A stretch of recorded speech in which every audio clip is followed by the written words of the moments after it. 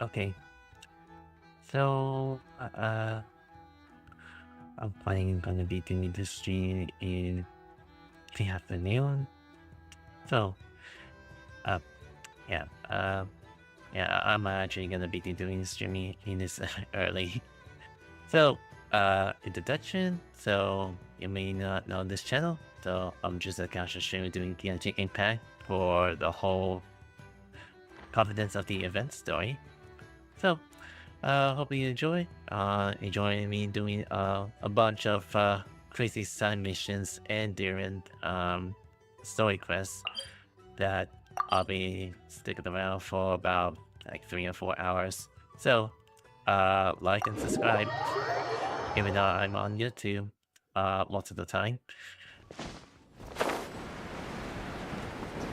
Also, if you have any issues with the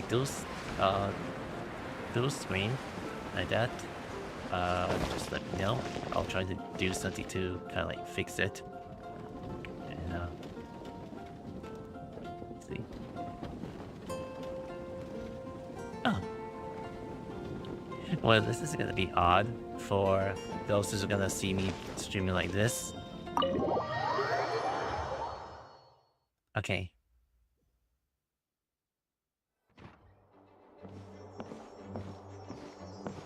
Whoa! This is way too many books! Considering this library organizing job was classified as a premium commission, Paimon came mentally prepared, you know? But seeing it in person is something else. Why, if it isn't Cutie and Paimon? What brings you back to Mondstadt? Let me guess. You missed me so much you just had to come visit. Is that it? You saw right through me. Here for business, actually. You've become quite the flatterer since we last saw each other, haven't you? Found you! We were starting to think you weren't clocking in today. Well, I wasn't planning to. But then, Catherine mentioned someone had finally accepted an important commission for the library. So I came to check on things. Might you both be here for that very commission by any chance? Pleased to meet you. We're the only ones here, so yeah. Ah, music to my ears. Now, as you can see, a certain anonymous benefactor has donated a large amount of books to us. Imagine my surprise when a glance down the book list revealed that each one would be an entirely new addition to our collection. There are books of all different kinds, including quite a few that are banned. Troublesome, I know. So this wasn't an odd job I could trust to just anyone. And sorting them myself? My, what a headache that would be. It would take ages. All that to say, I'm very relieved to see you here. I would treat you to some tea, of course, but looking at the state of this place, perhaps another time, yes? Don't worry, just leave the commission to us. You're as sweet as ever, Paimon. Well then, good luck in here. I'll leave you to it.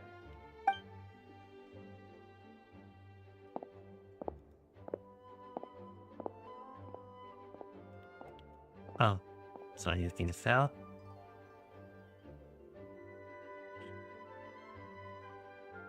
Finally! We made it to the last stack!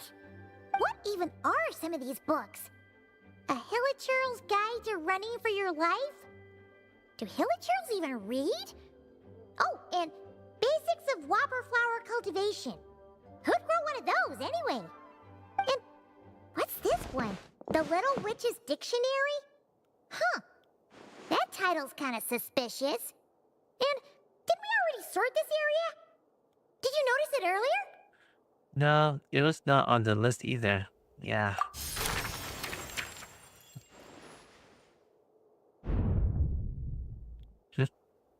Yoo-hoo! Looking for me? Alice? How did you get in here? You must not have noticed, Paimon. I wasn't the one who barged in at all. When you opened that dictionary, you entered a mage's domain. What? Ugh! Paimon knew that book had issues. Have you ever read the storybook, The Little Witch and the Undying Fire, by any chance? I think so. First I heard of it. No matter. At least in name, this book was written as a dictionary for the other one. The actual contents of the two aren't related at all, though. Ugh. That explanation makes things even more confusing. Oh dear. Where should I begin? You know the promise the Hexen Circle made to Varka at the Tripartite Conference, yes? Namely, that in Mondstadt's greatest time of need, the mages would return and lend their aid to the nation? Well, waiting around for danger to descend upon the land isn't exactly our style. Rather than a scenario where we jump in and save the day out of nowhere, it makes more sense to lay the groundwork over time. That's how M put it. Besides, who knows when such a crisis could occur? It could be in the next life, or even tomorrow. Preparation is crucial. So, I gathered the mages together to write this dictionary. Of course, it had to be under the guise of being related to that storybook. Otherwise, I would never have been able to get them in one place. Sounds like a lot of work. So, how do we factor it in exactly? Well, we looked into Barbie's scryglass and came up with a series of tasks tailor-made for the people of Mondstadt. They're all in this dictionary. Striving toward a common goal, overcoming obstacles alongside trusted companions, becoming better versions of ourselves. That is the best defense against what dangers could lie ahead. Oh, you make it sound like something bad is actually about to happen. Now, I never said that. But still, we are talking about trusted companions here, Paimon.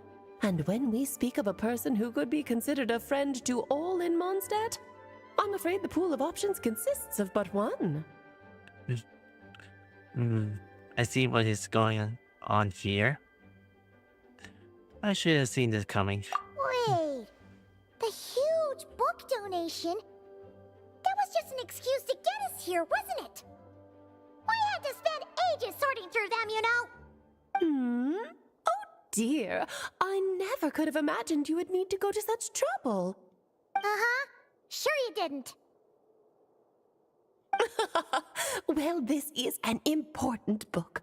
I couldn't just bring it into Teyvat without taking any precautions. Much better to hide it in plain sight, you see. That's why I donated all those other books to the library. Besides, it's not like this is a bad thing. Just think of it as an excuse to reunite with old friends. And as a favor to your dear Aunt Alice. Okay. If the goal is to help the people of Mondstadt, then we're in. We'll take the dictionary. And the next time we run into our friends, we'll pass your tasks and stuff along, okay? Wonderful. Then I'll let you get to it. Have fun!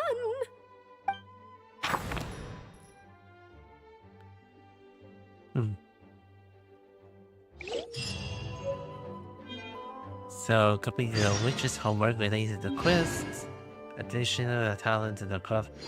Corresponding characters contain the character skills and concentration effects for the change. Oh. So I'm going to be unlocking many of the characters' secret abilities. Each of the homework quests is focused on the specific characters. Obtain the character club corresponding character increasing from the level 70 to unlock the other characters.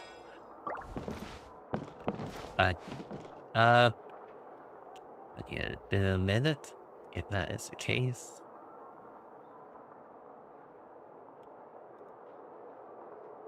Seeds brought on the wind will sprout in due time. I know they should if I have a chance to do some virtual recordings.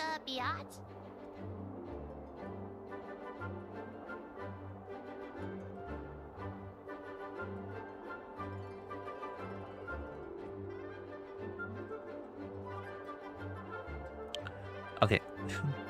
Even though it may not work at all. So I think if I could actually do a little bit pausing for a hint.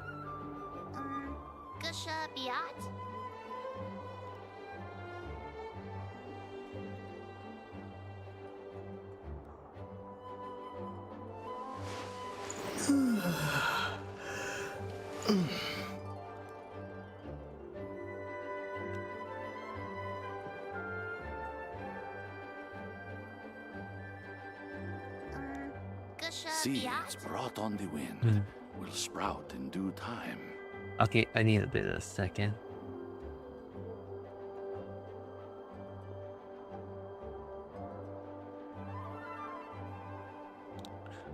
Well, you know, if you're on a mobile phone, and you may gonna see this vertical mode. So I guess you have to kind of stick it around with the horizontal mode because I Seeds wasn't brought on the wind will I wasn't sprout in unprepared due if time. the horizontal mode on YouTube will actually do much. Because I did test it before last night and I guess it didn't work that much at all. Anyway, Oh, you finished sorting already? That went much faster than I expected. Now then, what would you like in return, cutie? You freed up my whole afternoon helping me with that. How about we spend it together? I like to be paid, asked about these books. Ah, so you noticed too. Such strange names, and even stranger contents. Not to mention, this is the largest library in Northern Tevat, and I didn't recognize a single title on the list. I just don't see how that's possible. Unless... Actually, we just ran into... Trouble, I presume? I think I'll steer clear if it's all the same to you. Besides, if a book exists in this world, then there's a place for them in this library.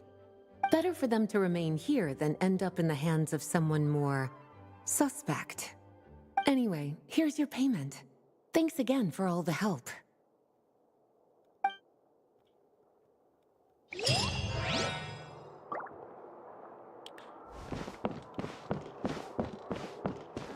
Okay, now all I need to do is just to see if I have good clearance to get 52 rematch from the inventory. Where is that book?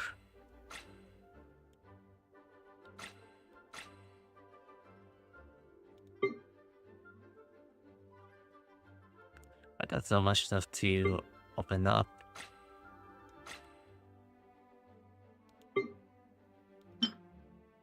But there is. I'll start with many of the characters here. So I haven't got Durin yet. So since all the characters have been leveled up to 70, I'll start with Venti.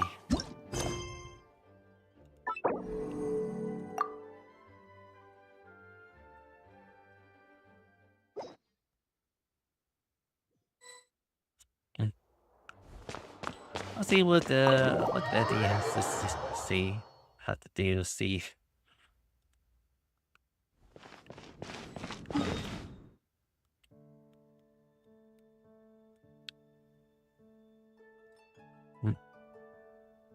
Okay, let's see. There's no way I cannot end my stream here because the does be automatically generated when it pops off from the feed.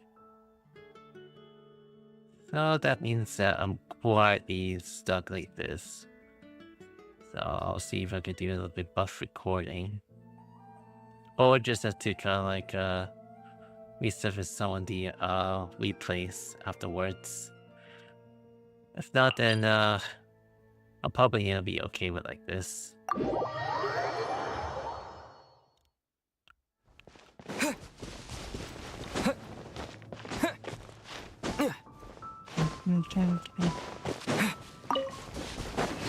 It's been a while since I haven't been coming back to Mondstadt.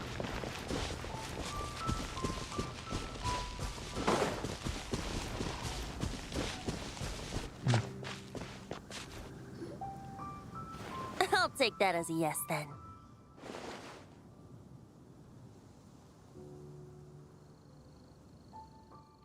Venti? Ah, finally, you're here! Do you have a message for me from someone by any chance? A message? Actually, There's not a single prophecy about you in that dictionary. That's what you were about to say, right? yeah, the mage want me to come to see you Angel. Oh? One moment then.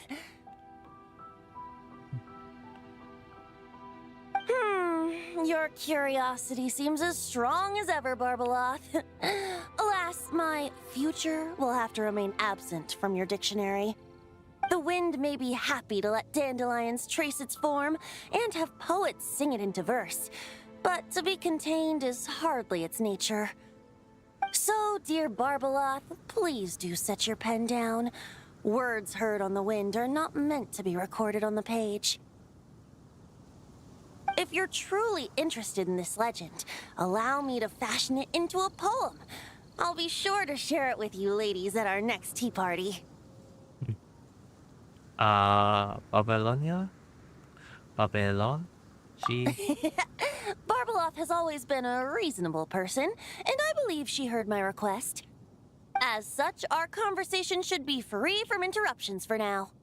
Wait! Barbeloth was listening in just now? Paimon didn't notice a thing! Well, she is a Hexenzirkel mage. They all have quite a few tricks up their sleeves. Still, you noticed right away and even got her to leave us alone. Doesn't that make you the real master at cards here? Given the various practical factors at play, I'd call myself a master with limits. There you go, being all secretive again. Well, anyway, there wasn't a single thing about you in that dictionary. Yeah, she just told me to come here and wait. You being here is enough. Barbeloth's prophecy concerning me may be incomplete, but it's not incorrect. There's something I need to do, and I could indeed use your help. What is it? You can count on me. Trusty as always. In that case, could you play a song with me later? I'm not sure, but that's all you need to do to me. Yep, that's all. But don't worry, this isn't a performance to decide the fate of some consequential event. It's just a duet between friends. The last time I played this song, the howling gale was my sole audience, and the notes scattered in all directions, leaving only fragments of the melody behind. But now, with a friend like you by my side, why should the wind alone bear witness to this music? Besides, I think my hands will be just that much steadier, playing alongside a trusty friend like you. I'll play the best I can. That's all I ask. Now, let's head to the performance venue. If we follow the breeze, we'll be there in no time. All right, let's get going. Just relax and let the winds lead the way.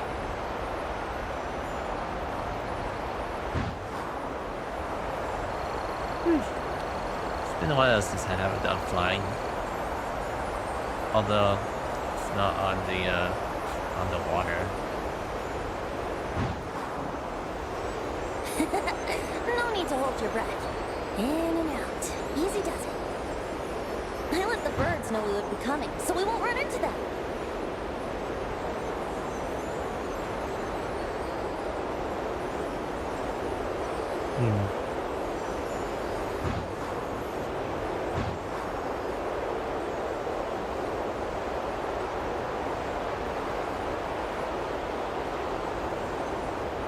Breezy into the Don't sky. worry.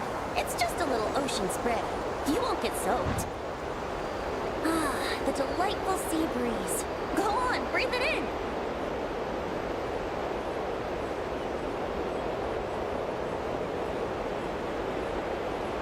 We're almost there.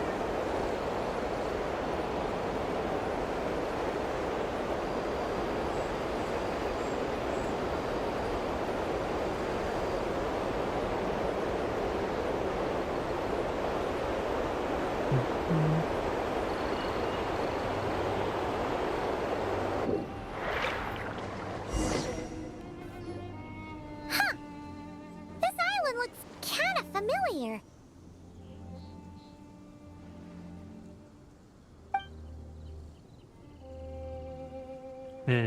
This island, is it special? Not always. It was once an isle like any other. An ordinary, unassuming aggregation of sand and gravel. That is, until seeds of stories were brought here by the wind and cultivated by time. And in due course, the wind brought forth new tales, and time caused them to grow into legends. So with that, allow me to welcome you in truth to this island favored by time, traveler. This is the place where time and wind met in the distant past. Whoa. You suddenly sound so serious, Tone Deaf Bard. Paimon's not sure she's following this conversation anymore either. Fret not, dear Paimon. The best stories always start with a bit of suspense and intrigue. I told you about this before, remember? About how I encountered time at the Thousand Winds Temple and received some help? Well, it was because of time's help that those first winds of freedom were able to blow so strongly. But forceful gales like that are most suited to wiping things clean, not helping things grow. So, after a few crises in Mondstadt were resolved, I made the winds gentler. Just strong enough to bolster the people in times of need without knocking them off their feet. So we're here now to do what exactly? Shadows gather in the distance. I'm sure you felt it too. I've heard about the Pyro Archon's face-off with the ruler of death, Renova, and what happened to the Fatui Harbinger, the captain. And that's not even mentioning how abyssal activity has been encroaching closer and closer to Mondstadt. I fear the impending crisis may be beyond what humans alone can solve. In light of that, I need to be prepared. It is the Animo Archon's duty to intervene in times of need. As such, I, Barbados, will bring forth a wind strong enough to disperse whatever storm lies ahead. But if I whip up a gale of such strength in Mondstadt City, it would just turn the place upside down. Clothes, hats, the flowers that rest on people's balconies. That's why I chose to do it here. The place where I once offered an ode to time. Who knows? Perhaps time shows this island special favor precisely on account of my lovely, lovely music. Wait, so is this place really that special? It sure doesn't look like it. There's a tide that ebbs and flows, and a bunch of birds that come and go. It just seems normal. Time's impact on things isn't limited to what the eye can see. Think of it like a ripe sunsetia. If the outer peel remains intact, it's nearly impossible for the average person to tell whether the fruit inside is ripe. But even the tiniest hole in said peel will cause the fruit to rot, starting from that spot. Nestled in the hands of time, not one blemish marks this island's peel. Thus, time's influence on its very essence remains hidden to all. At the most fundamental level, of course, all things that lack time's favor will be erased at some point. But with the power that remains here, I can leverage time to draw a boundary around the wind. That way, the outside world won't notice a thing, no matter how powerful of a gale I whip up here. Of course, as the one requesting help, I should offer something in return. That's why I invited you here, traveler. So we could perform an ode to time together. Just let me know when you're ready. Oh, and I can lend you an instrument if you need one. Okay, sure. We're just gonna take part of doing the musical note. Hold on.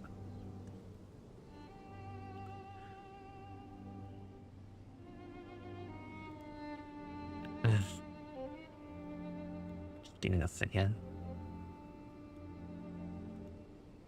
Great. Let's get started.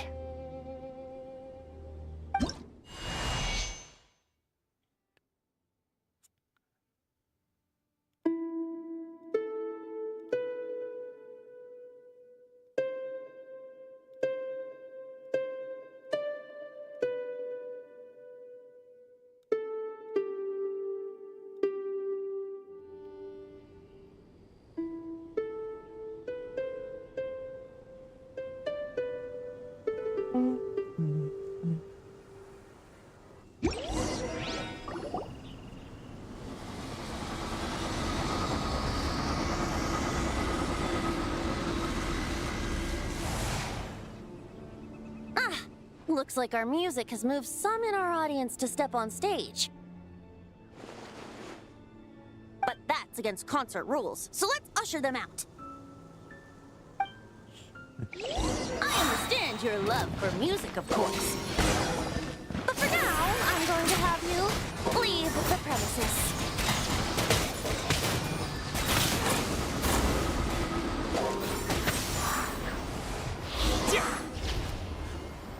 All right, that should do it.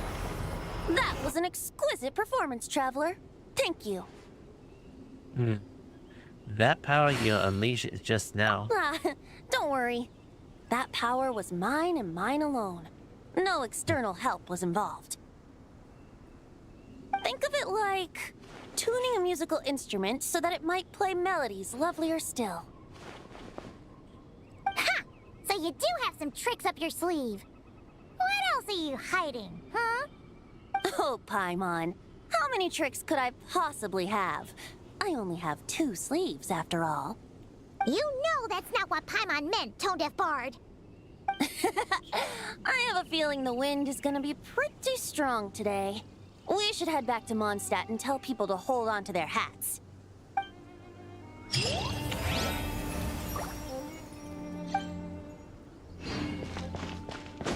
Alright, that's one assignment down. Hopefully there'll be more that I'll do. Next.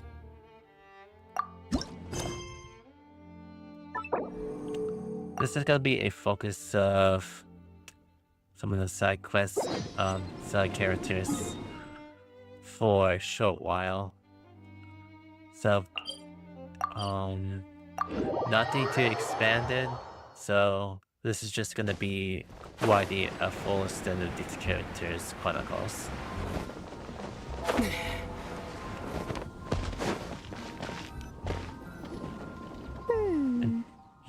Dodoko. Hey there, Klee! Mr. Honorary Knight, Paimon! Dodoko needs help. Mom said you were coming, but I didn't know it'd be so soon. Dodoko needs help? Oh, for Pete's sake! Is that the task? What? No, for Klee's sake. And for Dodoko, too. No, Paimon knows that. She was asking about the task. You know what that is, right? It's like A task? Something you need to do? Yeah. Something that needs doing. Oh, so like when I go blast fishing with Jumpy Dumpty? No. A task isn't just something you want to do. I'm confused. Ugh. It's like when your mom tells you to do something. That's a task. Oh, thanks, Paimon. That kind of makes more sense, although not really.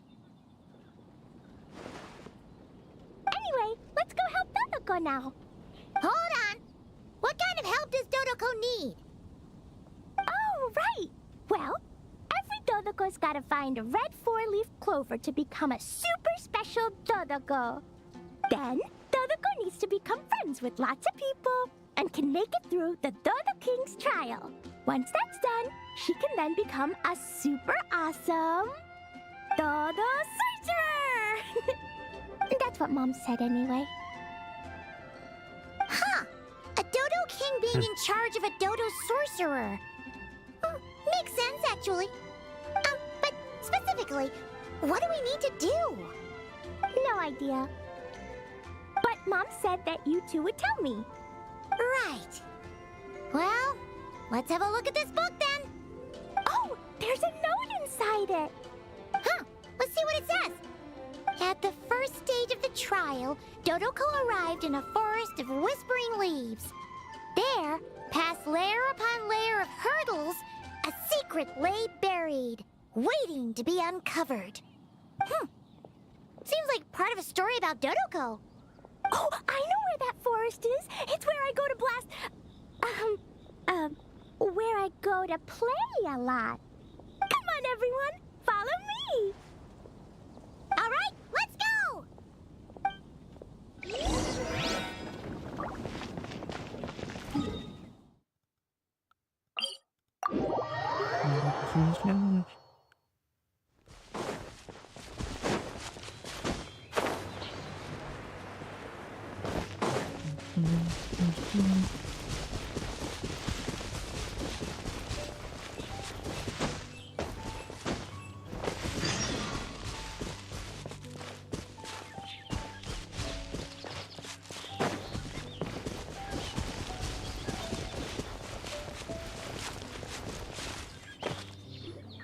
What's with all the weird stuff around here? And why are there so many hilichurls? Huh. Maybe the hilichurls brought it all here. Oh, I bet this is where we find the turtles. Close, but the note said hurdles, not turtles. And whatever we're looking for is supposed to be buried past all the hurdles. Are there any other clues around? Is there no dodo device that can help us out here? Nope. What should we do then? Mom says the best thing to do when you run into a problem is to try and fix it. Then let us be rid of these hurdles. Yeah! Of course. La la la. Boing, boing, boing. Blazing delight. Ooh, ooh. Huh? Yeah.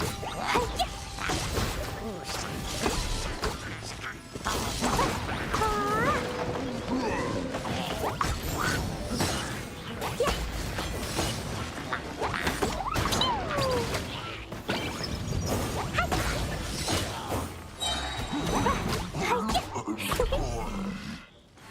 Oh wait.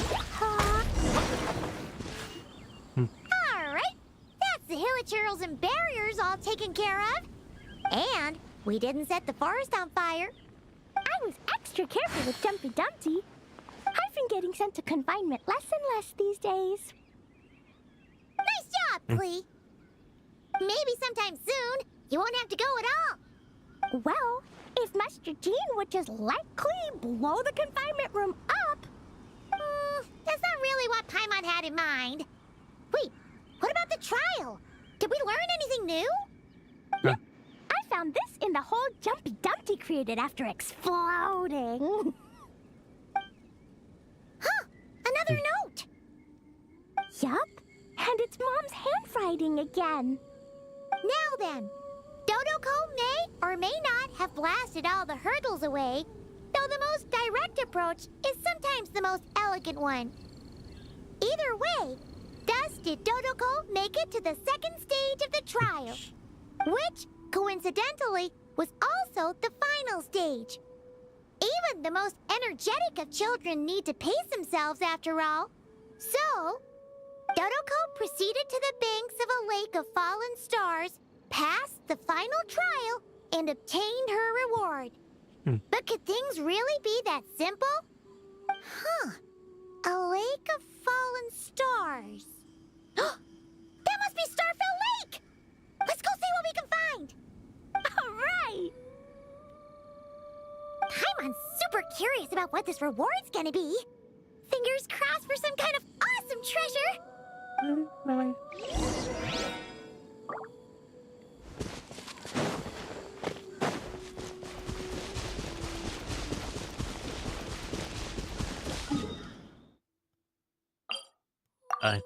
Teleport here.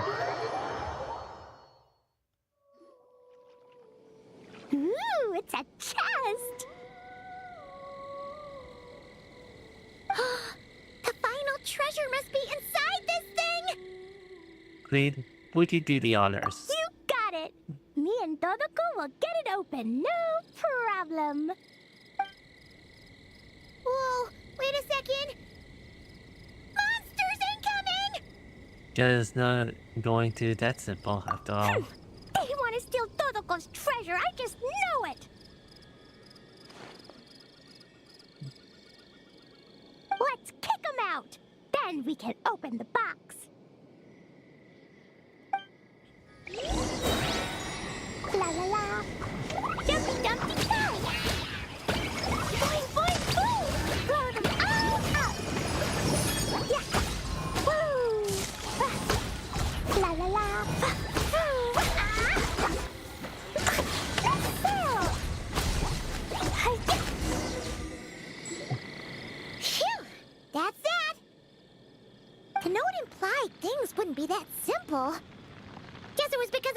monsters. But that means we passed the trial! Yep. Now then, let's check out what's in this box. Oh, it's A tiny hat? a hat for Dodoko!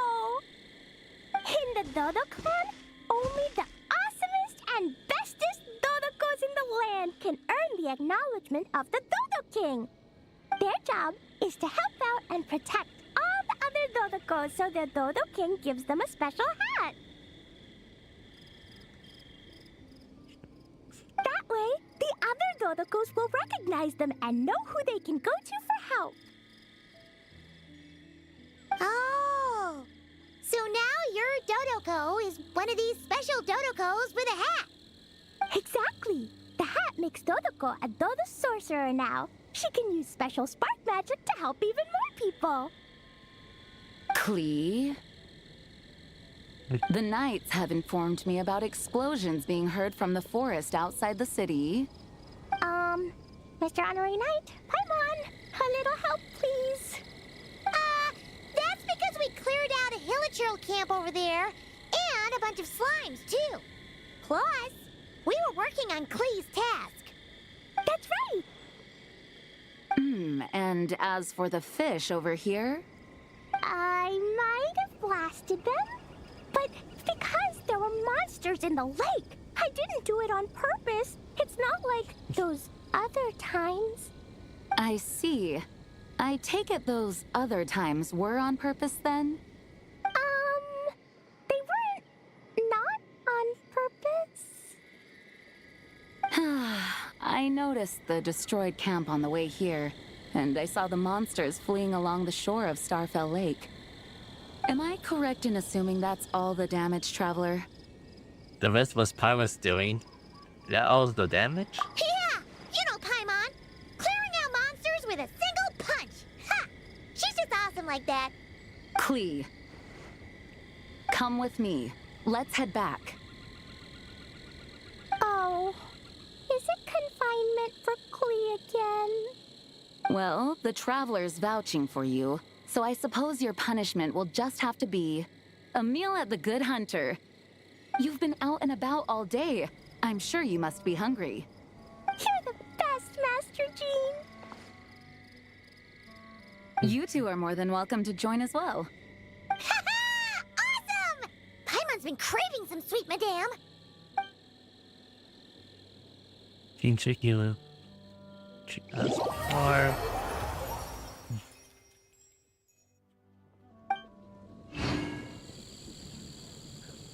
Well, on that part.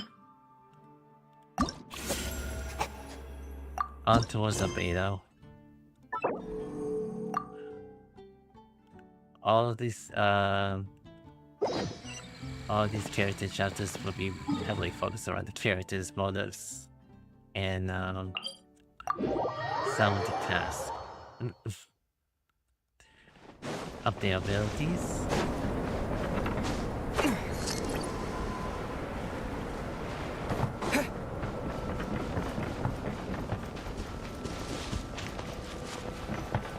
Oh, Albedo's over there. Wonder what he's doing. Hey, Albedo! Thought we'd find you here. Oh, are you painting? Yes, I finally have a moment to myself. So I decided to pick up my brush and get some practice in. Yeah, a lot of stuff has happened, huh? Indeed.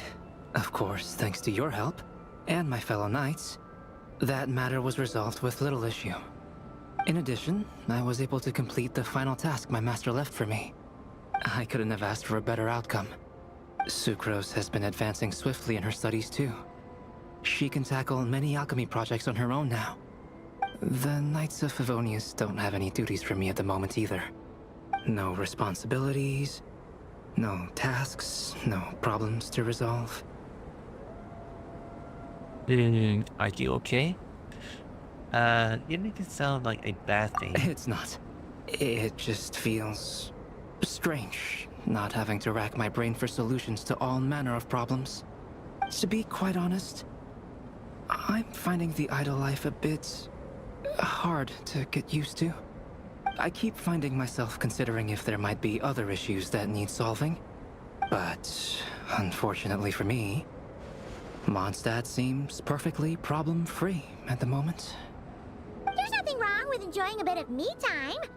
Nothing good comes from working yourself to the bone. But if you're really that bored, you can come hang out with us. Paimon will teach you the true art of doing nothing. Well, I suppose I should learn from the best. And if you're looking for trouble, I have another for finding it. Traveler, don't say things like that. You're gonna jinx us. Strange to see you so idle, Albedo. But considering that you've completed Master Rhindaughter's final task, I suppose you deserve a break.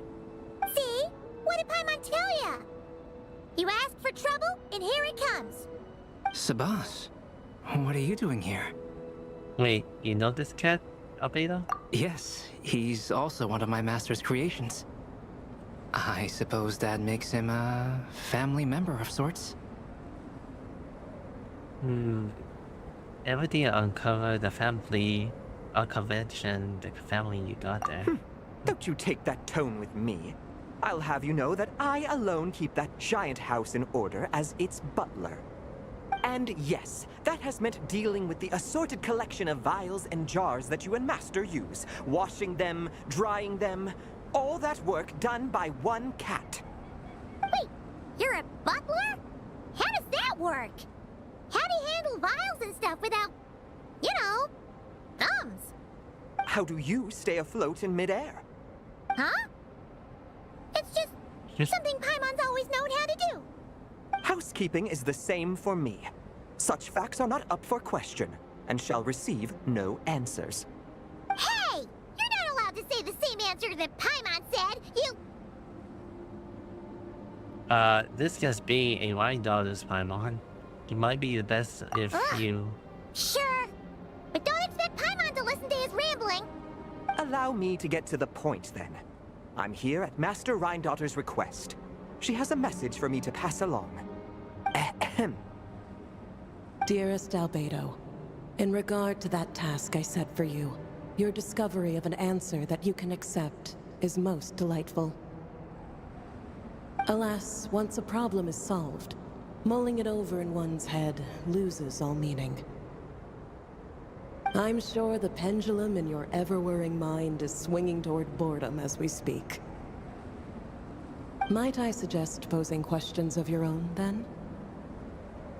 Cast the answers you know aside. Instead, embrace the questions you don't.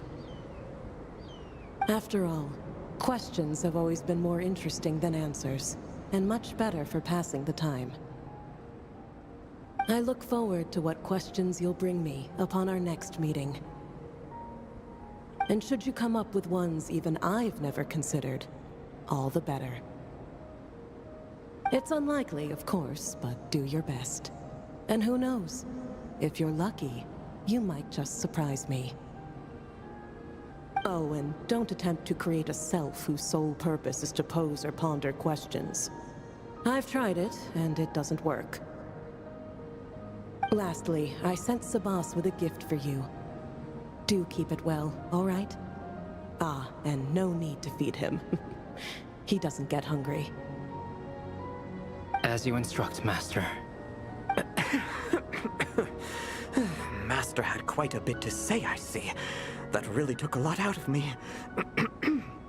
Well, I've passed the message along, so I shan't tarry in this frozen death trap for a second longer.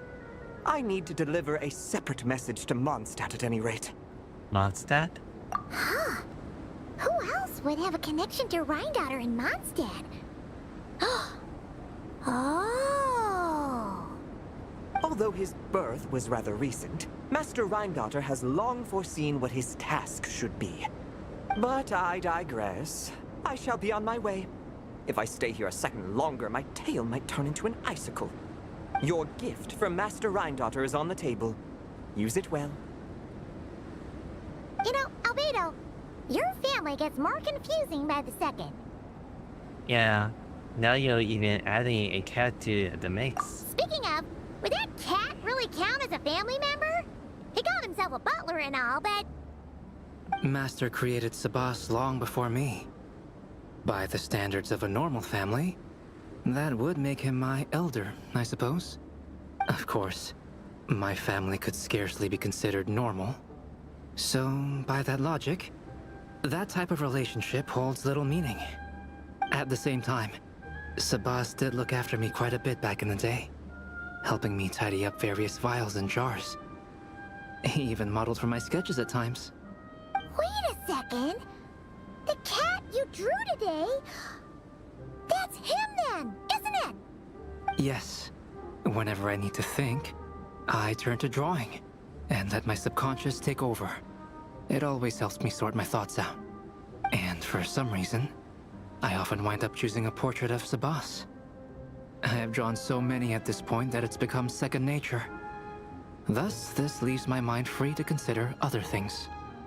Now that you mention, have you drawn a cat before? Yeah, we thought it was just a random cat.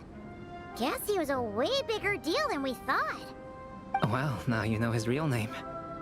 I can tell you more stories about him sometime, if you like. But right now...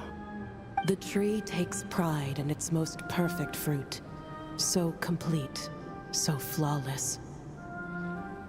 But you, O Seed of Dreams, do not settle for being the king of a universe, confined to its flesh.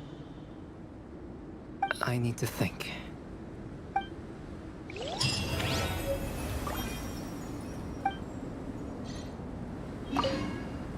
New questions.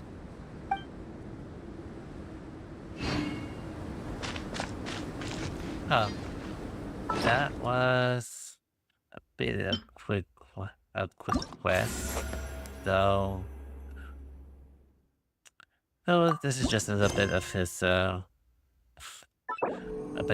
questions, of his thoughts, let's say.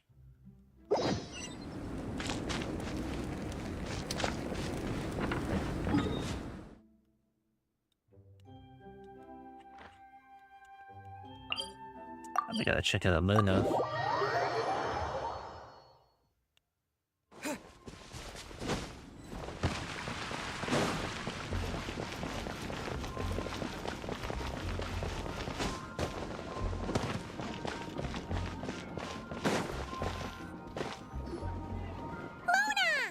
We have something for you.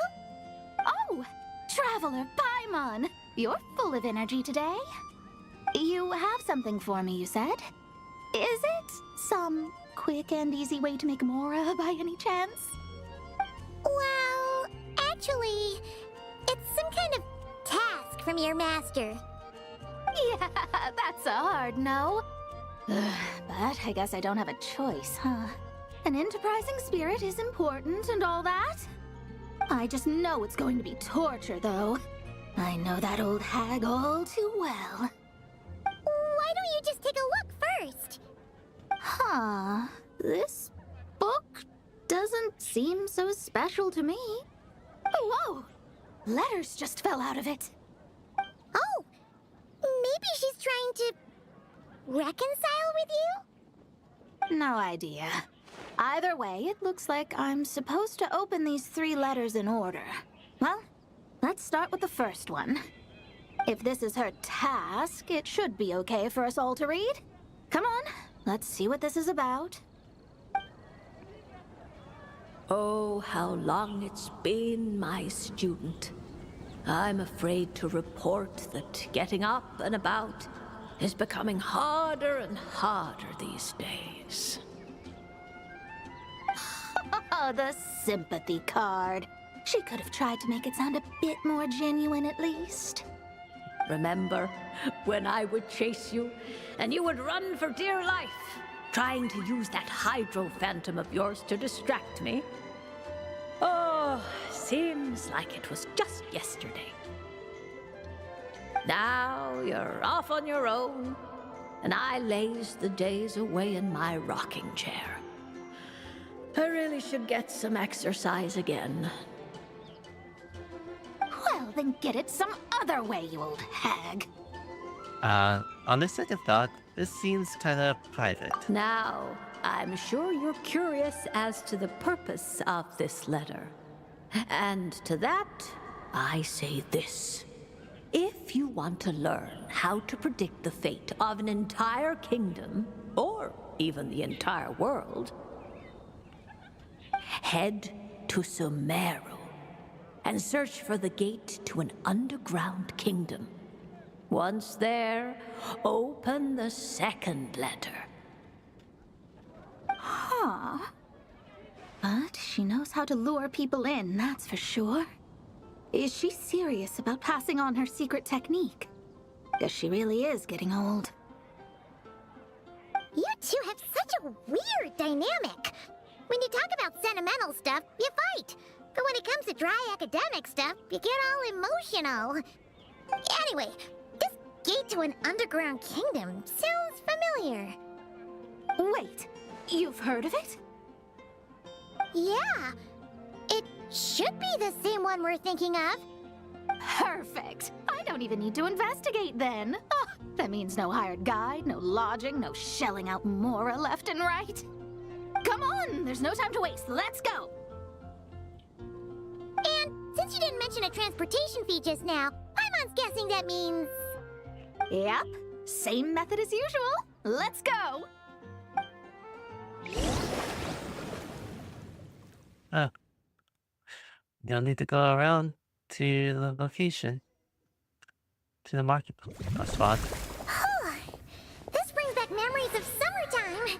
It's actually kind of refreshing. So, this is the gate to the ancient kingdom of Conria. I'm sure a lot of secrets and tragedies lie behind it. Well, let's open the second letter. Let me see here. Yep, it's this one. As the ancient Sumeru saying goes, rote knowledge bears no fruit until it is watered with the showers of wisdom. With that in mind, there is a phenomenon in this land known as the Sign of Apausha. It is a celestial mark that burns in response to an all too ardent desire for the truth. In that sense, perhaps it's more fitting to call it a sign of truth instead. The records of this ancient kingdom state there are several large subterranean lakes in Conria, clear and calm as mirrors, whose surfaces reflect the true stars. This is because the sign of truth created in the water is able to bypass the false sky and connect to the outer universe. I had no idea. To observe the gravitational forces and influence of celestial bodies, one must be able to see past the false sky. Only by obtaining these cosmic parameters can one predict the fate of this world. Now, my task for you is as follows.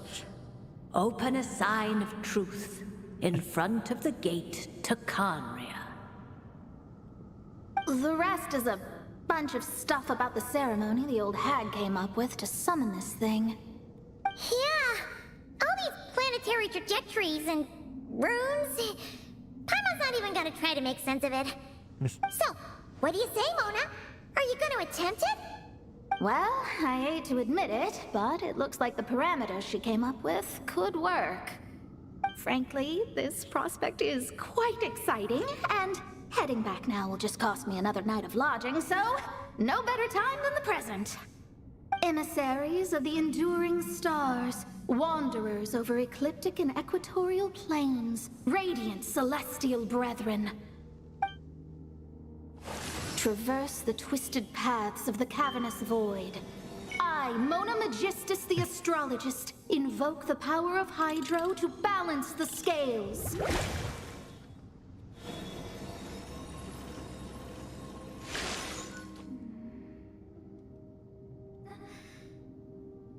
By wisdom and truth, let the thirst be relieved. I, Mona Magistus, the astrologist, summon you, O stars, to stand before me. Did it work?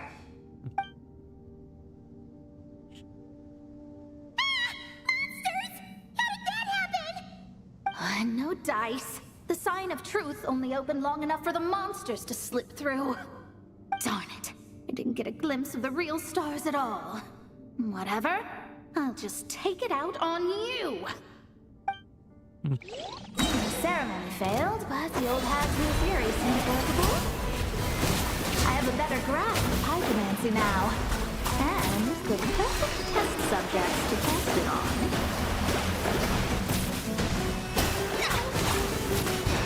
Shadows of fate!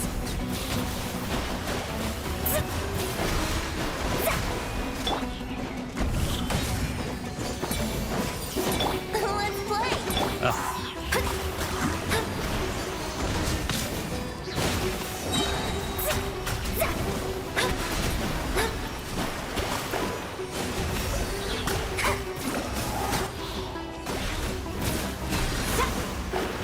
Written in the stars. Let me scribe.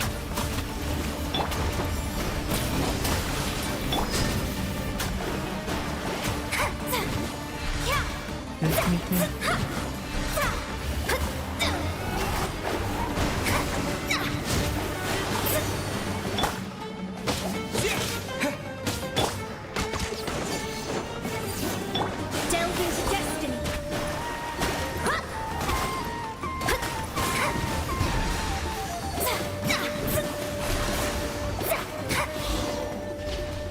There you go. Phew!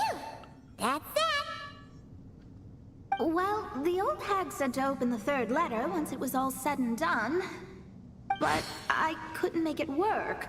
So, should I still open it? You know, Paimon thinks she understands your dynamic a lot better now. Look, she didn't say you had to successfully complete the ceremony, so you can open it. It'll be fine. I guess. All the same, I doubt she has anything nice to say. If you're reading this, it means you attempted to open the sign of truth. Seriously, I can't believe you actually tried it. What are you laughing at, you old hag? Conria was home to several lakes of stars, rendering the fabric of space in that area comparatively unstable. As a result, attempts to break through the firmament through non-physical means were more likely to succeed. In any case, I knew this place was well hidden and wouldn't be frequented by too many people. As such, any negative effects of failing to open the sign of truth would remain small scale. And of course, as my student, I felt sure you would have the chops to deal with the abyssal creatures that roam beyond the false sky. Even if you couldn't beat them, I am certain you could outrun them. You always were fast on your feet. Connecting hydromancy to the kind of wisdom that quenches thirst. Truly, my genius knows no bounds. The practical application of the scryglass has also reduced disturbances caused by the false sky. I'd like to see Alice try and top that. We call over there. Apparently, they don't have enough proceed to brag for a few thousand words. After doing the observation results, and you return to Mondstadt.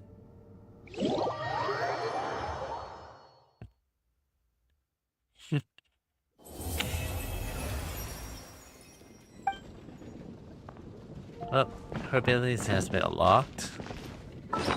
On towards the other. That's the campaign story.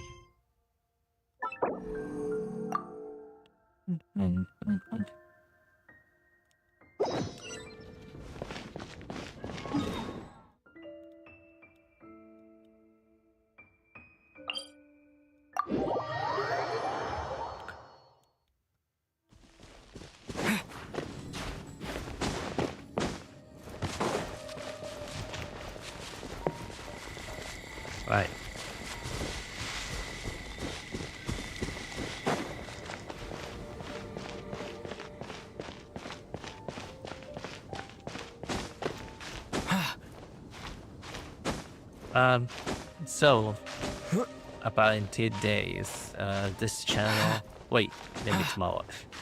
Never mind. When I just kind of like pick it away through about this tomorrow channel that is gonna turn 12.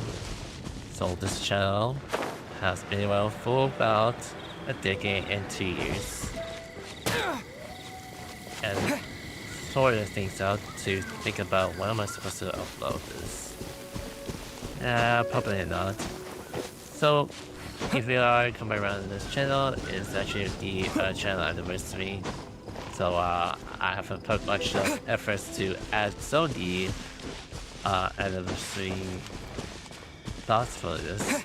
So I'll let you think of taking a bit of thoughts of this channel. So fuck. I need to think about what I'm saying here. Huh. Hey! Isn't that Razor over there with... Whoa! The Great Wolf King of the North! Wonder what they're talking about.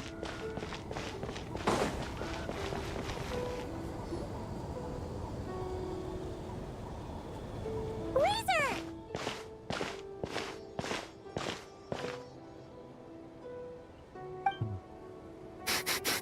Familiar scent. Ah, you two. You have been good?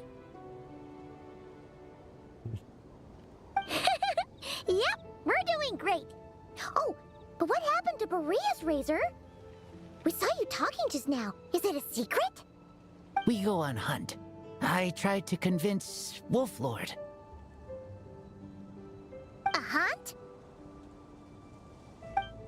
Oh, is that Razor's task?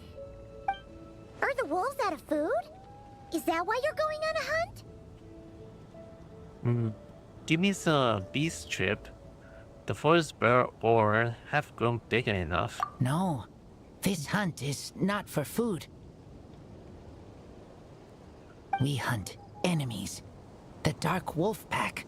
Strange scent coming from land they took. Getting stronger. We must hunt enemies to purify the forest. Oh, so did Boreas agree? Paimon remembers last time he said something like, Razor, you must not get involved. This is for the wolves to settle between themselves.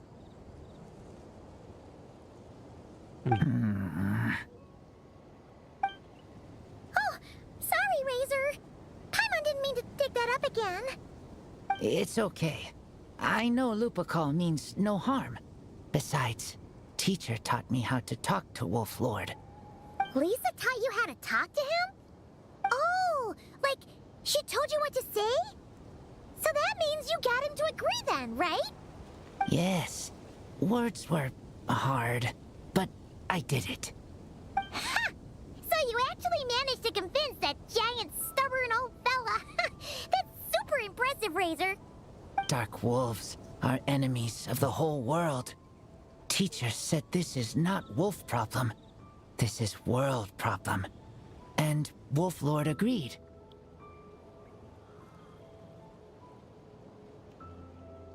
But because of that, other wolves won't join. This war is between me and Dark Wolf Pack. Then count us in too. Those awful rift hounds have been getting on our nerves for a while. Thank you. Help makes for easy hunt. Speaking of, how is this hunt gonna work? We set trap. Chase dark wolves here. Into trap. Then Wolf Lord pinned them down, and we finish hunt. Tell me when ready. We start hunt. Let's do this. Come on! Let's clear them out in one go! Yes.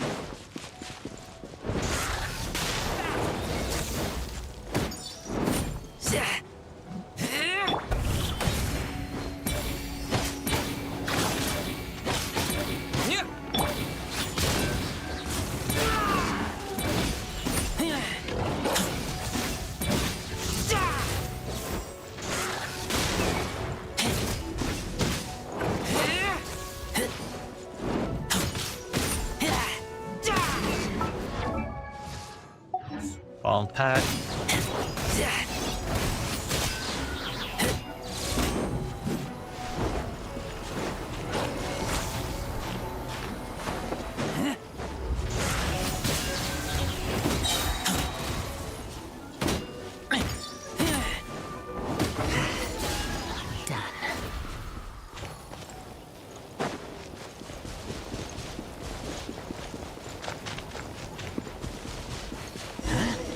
Why are Lupacol here? Oh no! The reptiles are attacking them! We gotta get rid of them quick!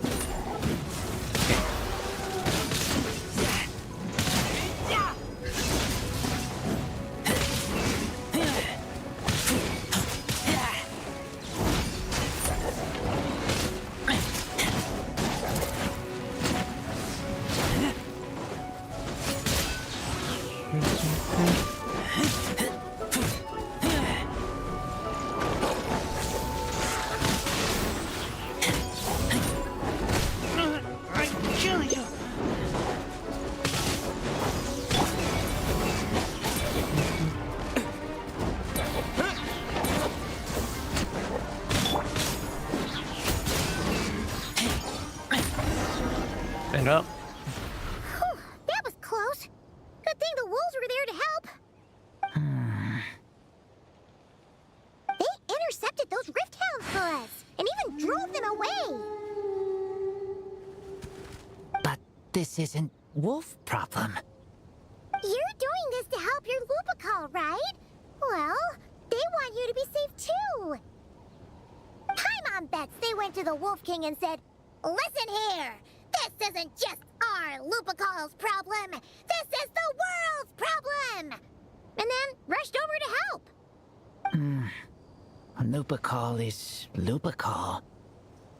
I am human, but I do not need to be wolf to be Lupacol. I just want to help them. Well said, Razor.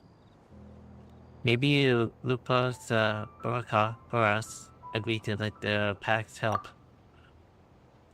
Because he knows you're hot. You think so? Yeah, absolutely.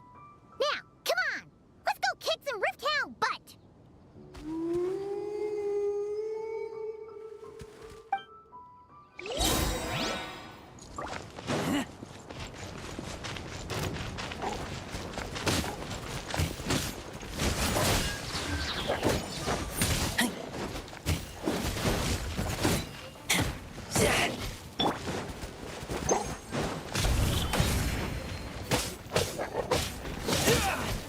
Okay, they actually continue onwards with this.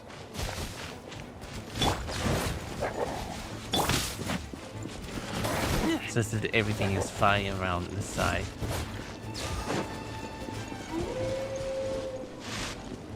Look! The rest of the Rift Hounds are just up ahead. Get ready! For Lupacol.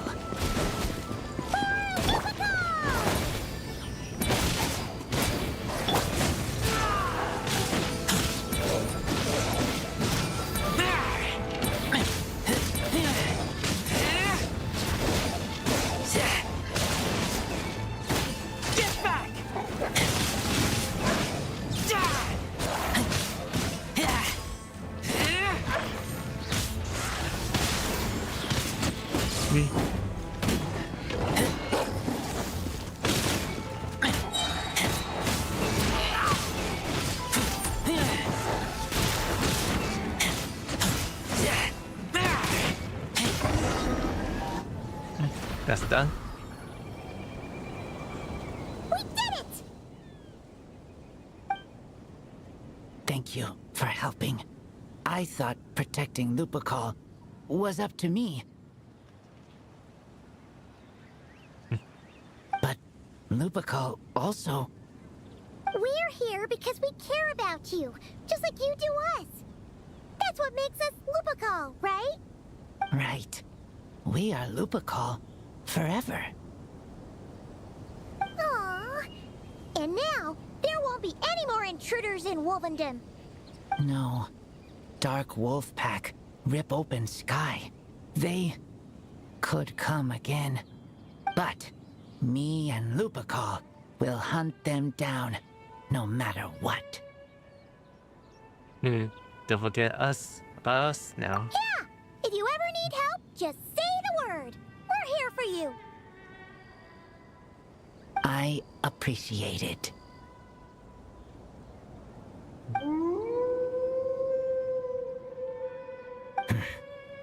They call for me. Sounds like they want to make sure you're safe. Then I should go. Thank you for the help. Don't mention it. That's what Lupica is for. We're here safe for now. Was a bit for left ahead of us.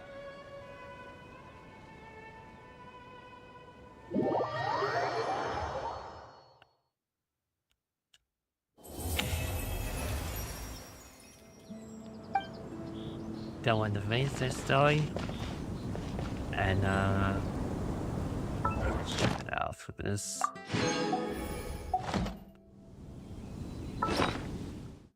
Okay, probably 2 more left for me to open up here.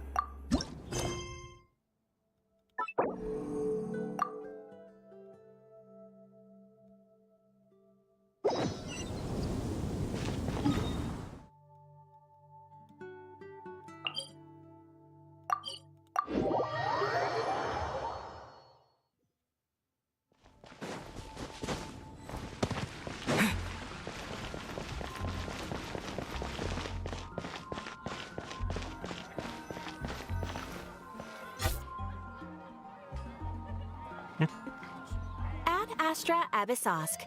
Greetings, traveler. Hey there, Catherine! Oh, and Oz and Fischl are here too! What a coincidence!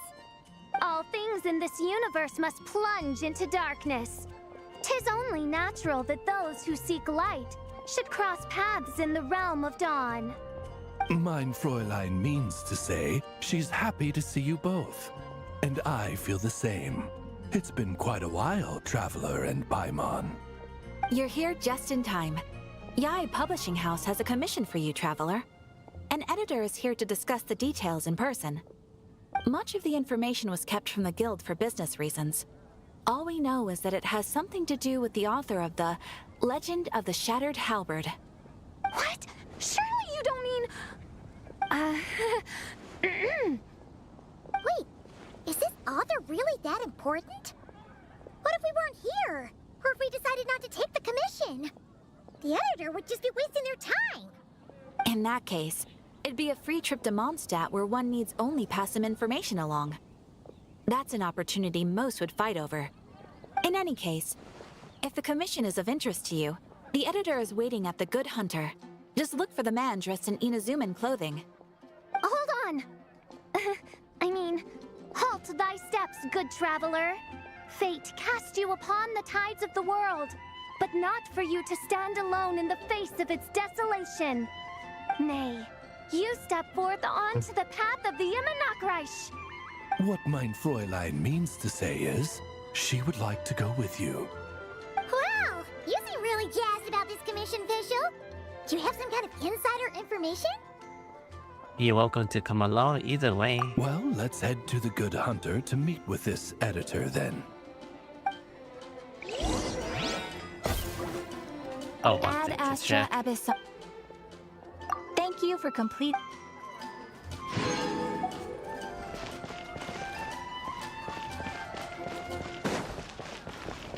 You're also here for Mondstadt Swan, aren't you? Alright, let's see who lucked out and got this free trip to Mondstadt. Wait, you're Shing.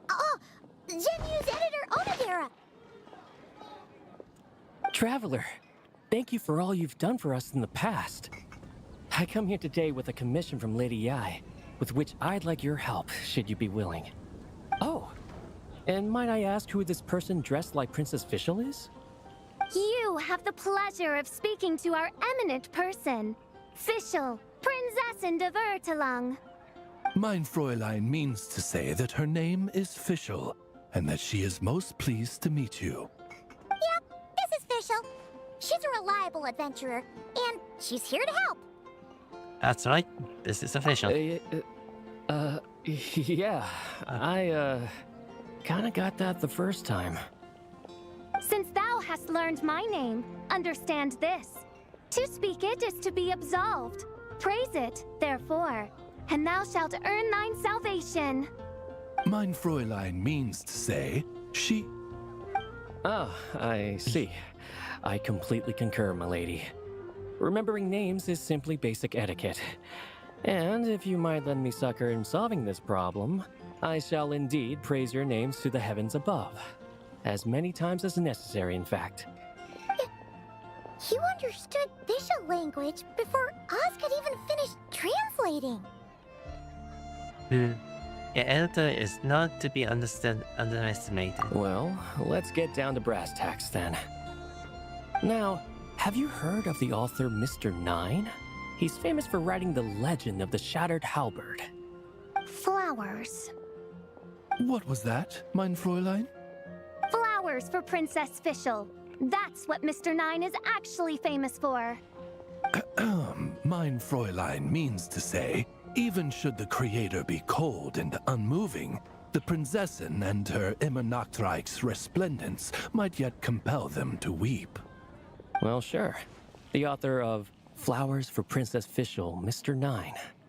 He sent a letter from Nodcry asking for help, and he seems to be in bad shape. So ask the Adventurers Guild or a local mercenary to find him. Seems pretty simple to Paimon. Where it's so simple. But here's the problem. We don't know anything about Mr. Nine. What he looks like, how old he is, where he's from. He's only ever communicated with us via letter, from addresses all over Teyvat. And he's never showed up to our annual meeting or events. Not once. So, what are we supposed to do? Well, we'll need to investigate Mr. Nine's identity, that's for sure. We did a bit of digging ourselves, and we realized that ever since completing the Shattered Halberd series, Mr. Nine's handwriting began to change. His initial editor has decided to retire to focus on his own writing. And he didn't have much to add either. Whatever hath once existed in this world is enshrined in the memory of the Prinzessin de Vertelung, to endure unchanging in her Immanakreich. For from the sacred primordial words flow the wellspring of all cause and consequence. Mein Fräulein means to say that... Yes, we had the same idea. So, we tracked down the original manuscript of The Legend of the Shattered Halberd. Aw, man! Jinyu's gonna be so mad he missed out on this. Wait, you didn't need Oz to translate this time either, Onodera. Editor, or something else? Osvaldo Hafnavines, hast thou perceived something? No such Henry exists, mein Fräulein. I sense a faint, elusive resonance. Something akin to the magnetic field, gravitational force, and threads of cause and effect that surround you, mein Fräulein. Isn't that interesting? Well, in the end, our only takeaway was that the design and craftsmanship of the paper point to it coming from Qingce Village in Liyue. Huh. Could Mr. Nine be from Liyue then? No, wait. If we're talking authors from Qingce Village specifically... Change the knife? No, it couldn't be. Could it? Chong the Ninth? Ah, I've heard of him. He won a Best New Author Award for the first apprentice of Guhua. It matters not. Though the Saint of Tears and the Saint of Atonement perform manifold labors on divergent principles, their power flows but from a single source. Mr. Onodera, if you please. Wait, Oz? It's great that you trust Onodera and all, but we're still in the dark over here. You speak true, mein Prinzessin. Even if Chong the Ninth doesn't turn out to be Mr. Nine, he's still an author, and he could have had contact with him. I think it's a good place to start. What did I tell you, editor? I'm not. Am I right? Yeah. Well, either way, I appreciate the help. I'm counting on you.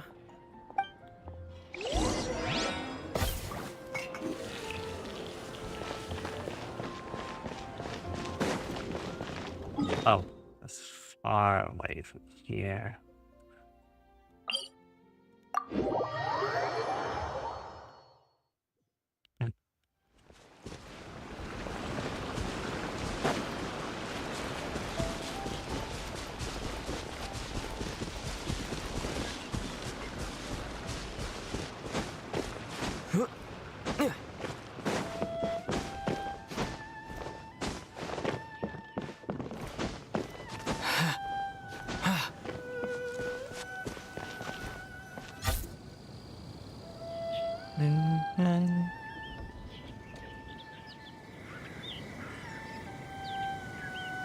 Huh? Chang the Ninth isn't home. It doesn't look like there's anyone around we can ask either. Shall we wait? Seems like that's all we can do. Still, could his absence mean that he really is Mr. Nine, now kidnapped and sent to Nodcry? Perhaps we should have a look around his house. Barging in without permission seems wrong. But if he really is Mr. Nine, then... Okay, let's do it.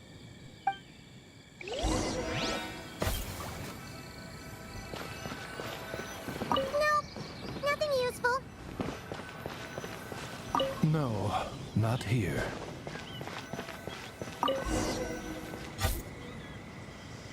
Just seems like a bunch of ordinary stuff.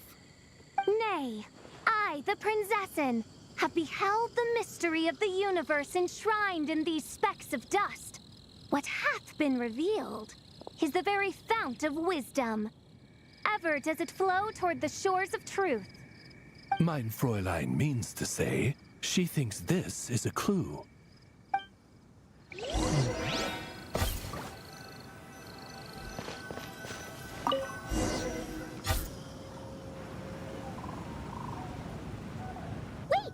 It looks like the soil's been overturned.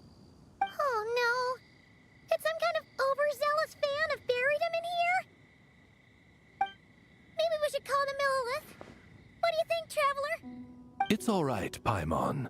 Mr. Nine's most zealous fan happens to be right here. And since Mein Fräulein would never do anyone harm, I'm certain the same is true of his other less avid supporters. Alright, let's see what bears here in any case. You dig up at the ground, until you found a large bearing of more and check out the Nordland Bank. Suddenly, a voice comes out of nowhere, and without thinking, you stuff the items back in the pocket. What is the meaning of this? I'm calling the Millilith. Chang the Nine! You're not dead! Or kidnapped! What are you even talking about? Oh, wait a second. You're the ones who came here with that young lad from the Guhua clan. Yes, I remember. I'm guessing this is a misunderstanding then. The question still stands though. What are you doing digging around my house? Oh, well, actually, we just wanted to know if you've ever written under the pen name Mr. Nine. What? Not even a whole bucket of hallucinogenic mushrooms could make me that delusional. No. If I were Mr. Nine, why in the world would I enter all those writing competitions? To what? Demolish the competition from the shadows? Yes, doing a real bang-up job, aren't I? My submission's never even been selected. The classic archetype of the boy hero is outdated. That's the kind of critique I get. Even opening with a plot twist or disguising your hero as a fool is falling out of fashion.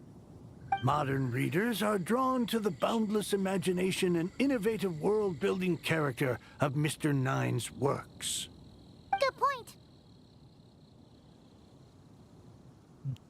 Besides, if I were Mr. Nine, I would have come clean the minute First Apprentice of Guhua won that award.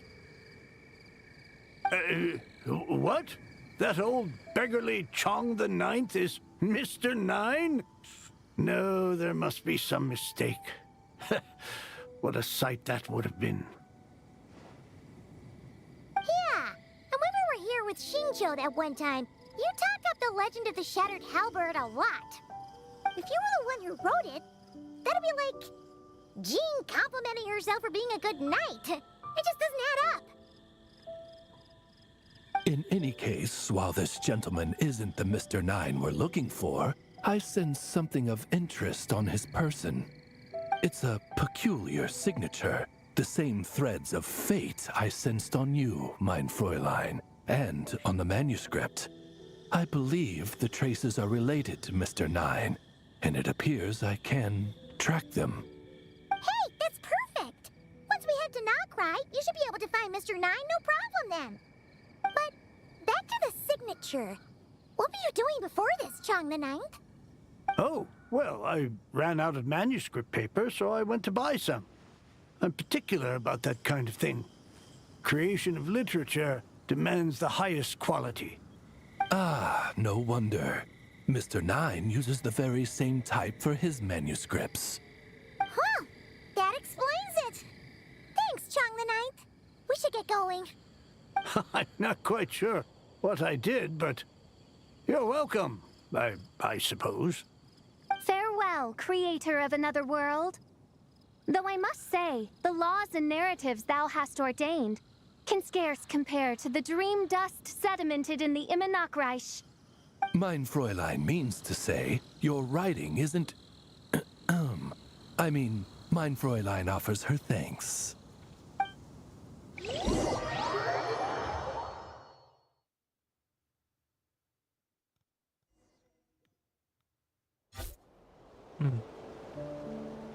It should be up ahead.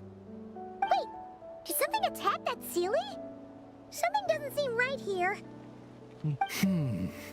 And it bears the same signature I sensed before.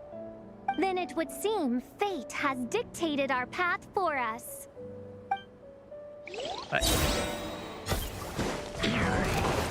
By royal decree.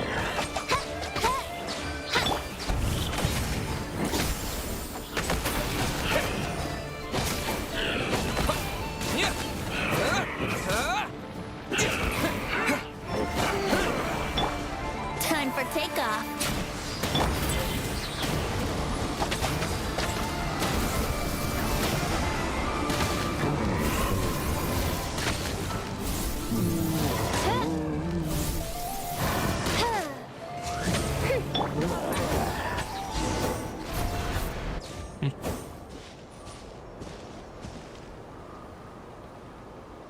Huh, looks like the Sealy is showing us the way. Let's follow.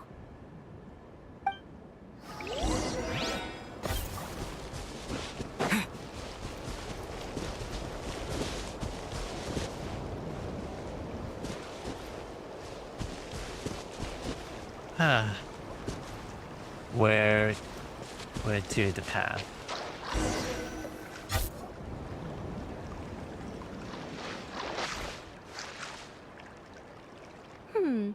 What are you doing here? Wait, that voice. It's Nicole! Also, that should be our line. We were looking for Mr. Nine and our search led us here, but now it seems we've found you instead. You tend to call up to say about it. Ah, I see.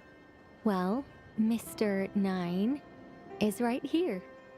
Hello. What bizarre Demerung is this? Never in 1,000 sunsets have I heard of such a thing. In truth, I too aspire to be an author. But I'm also partial to direct communication. Talking is rather inconvenient by comparison. And as I'm sure you can understand, writing things down is even more tedious. I thought perhaps if I found someone with whom I could share my ideas, it might give me the same release as writing. But then those stories would never see the light of day, which would be a shame. So, I tracked down an old Seelie friend of mine and told her all the stories I was imagining. Then, I sent her to find people with similar aspirations to write them in my stead. We even came up with several character traits to lend a certain authenticity to Mr. Nine. A receding hairline was one of them, I think. Yep, I'm the one she roped into all this. Come now, it was beneficial for you too. By inhabiting those authors and mobilizing their language faculties, you were able to hone and eventually recover your capacity for speech. And anyway, an angel has always functioned like a sort of a flash of inspiration in someone's head. I'm sure it was like stepping into old shoes. So you, what, possessed people? Isn't that kind of intrusive? Oh, it's fine. She did it while they were sleeping. As long as the person is someone who dreams of creating worlds of their own, this inner writer within them will automatically awaken. Yeah, that sounds very automatic. Wait, but what about the letter and the strange intuitions Oz has been having? Nicole sent me to monitor the situation and not cry. And it's super dangerous, okay? So I needed some help. It's not like I have the knowledge or power of the heavens anymore. As for your friend over here, well, you see, when writing a story, it's not uncommon to incorporate certain half-true details. For realism's sake, you understand? Yeah, we've seen that before. A real curse was written into an Inazuman light novel once. Indeed. In a similar vein, Mr. Nine's stories are full of metaphors, including one for the creation of life. What it describes isn't made up, per se. We just never imagined someone would actually manage to use it. Until you came along, young lady.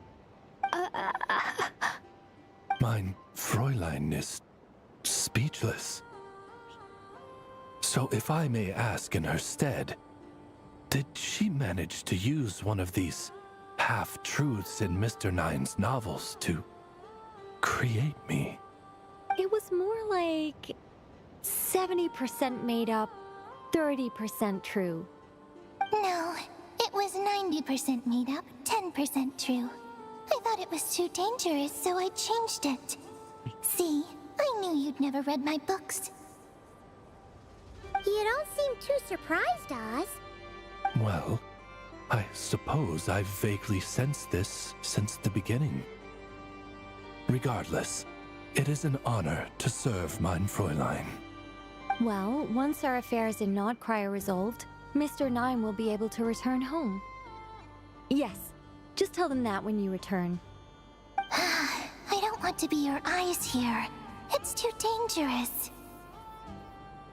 Oh, but, while you're at it, could you pass a message along to that guy in Chingsa village? I've been splitting the royalties with him 90-10. His share's been buried in his yard all these years.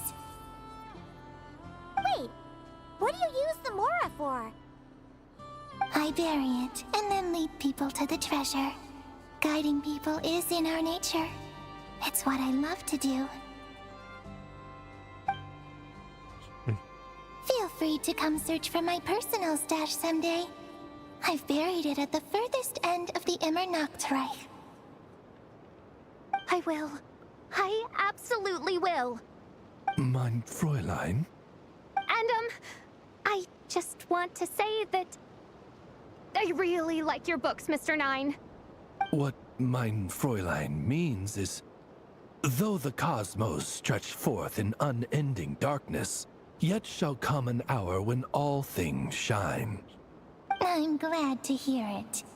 All in all, it seems you've already found my greatest treasure. All right, that settles that. Now, I need to have a quick argument with Mr. Nine about who really deserves to be considered first author. Should it be the Shang the Ninth? Absolutely not. Huh. After saying your goodbyes, you begin to return your journey.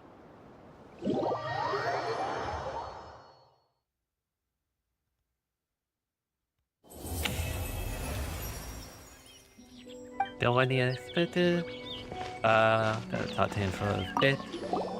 Oh, that's right. Just channel Mr. Nine. How would he write this particular essay? Hey, Chang the Ninth! We have something for you! Oh? What is... What? Where did all this Mora come from? About that. So, the thing is... Right. Mr. Nine really admires your work, so he decided to fund your writing career. Wait, what?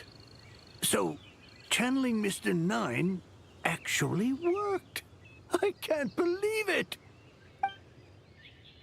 Of course, the Chang the Knight would appeal for the compensation of his craft. No matter the Moa was swiftly forgotten, but he put in the pen back in the paper. Thus they continued back to Mondstadt.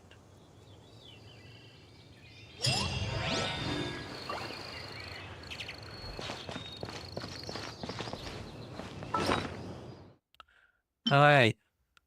Last scene to go for. The grouse. Let's focus that. Well, I heard the voice act has been changed. So, wonder what she sounds like.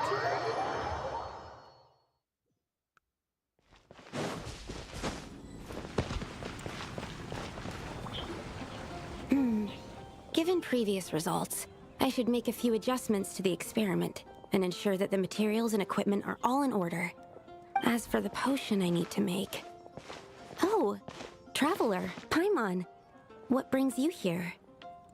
We're here to help with your task. We wanted to see if you could use some extra hands. My task? Oh, you mean the one Mr. Albedo told me about? The one from the Hexenzirkel? Well, you're just in time. The experiment is ongoing, and I was just about to work on it. Ongoing? So, you've been working on it all this time? Yes. It aligns with other research topics I've been working on, so it hasn't been too much extra work. Still... What? Is there a problem with the experiment? I've been unsuccessful so far. Oh, so it keeps failing, huh? It's not as simple as just failing. The whole theoretical framework behind this task is a bit more complicated than I imagined. So, what is tax exactly? Oh, right! You still haven't told us what kind of experiment it is. One meant to develop a potion that can transform sweet flowers into a variant 16 times its normal size. That is to say, the formulation of Botanical Augmentation Reagent Type 4, Iteration 7. As you can probably guess, this is my 7th time running the experiment. Wow! So, basically, we need to make growth serum. Or the 7th version of one.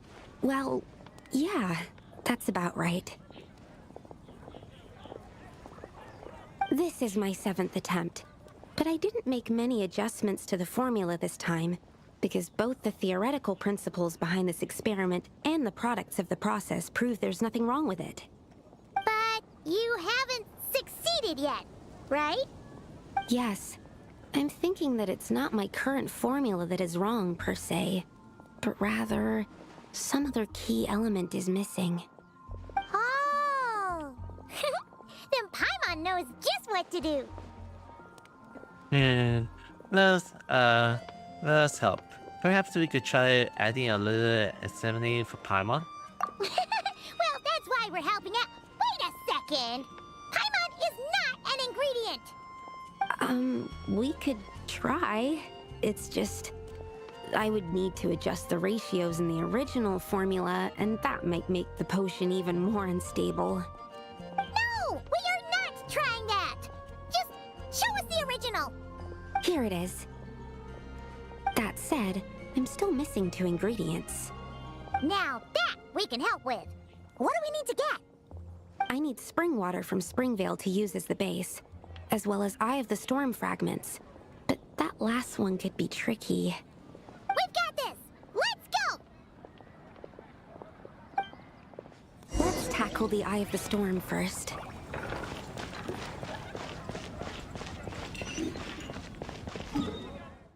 I haven't seen it appear for the Eye of the Storm for a long while. Been a while since I haven't seen the Eye of the Storm.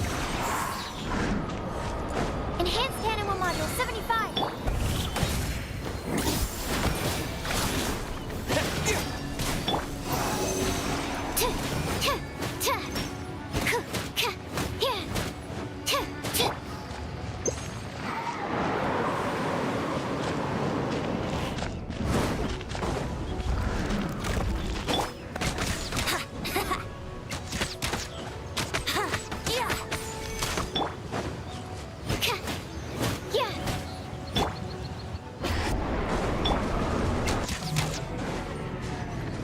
Absorption test.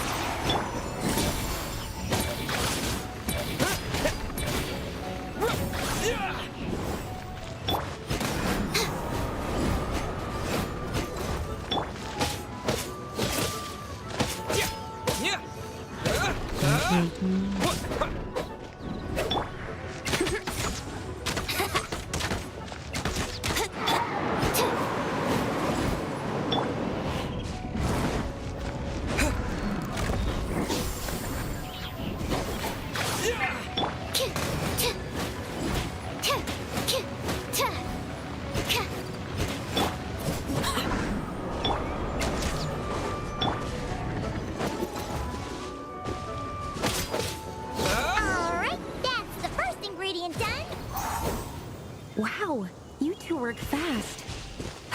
That step usually takes me forever. We can get the spring water down there.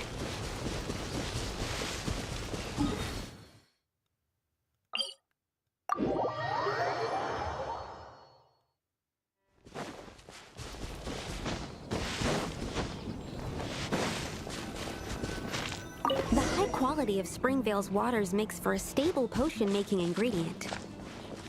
That's all we needed, right? Yes. Let's head back.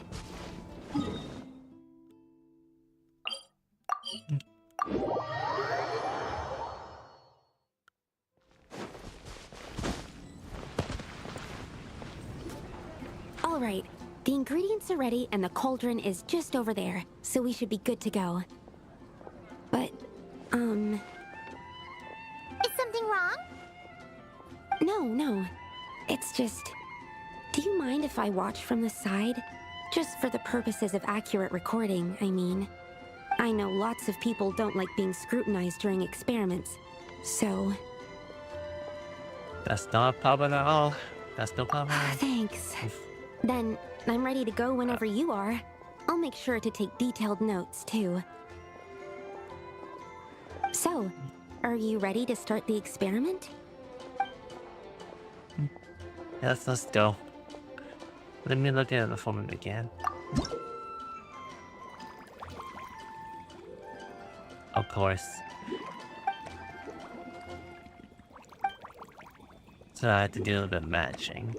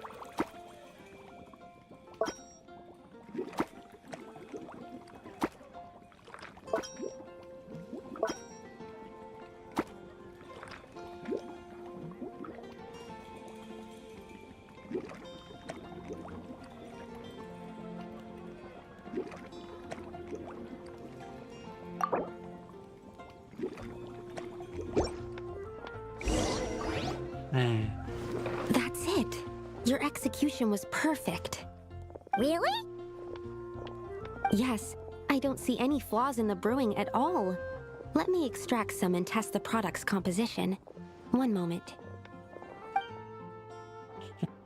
Extract some potion. Yes, like I said, flawless execution.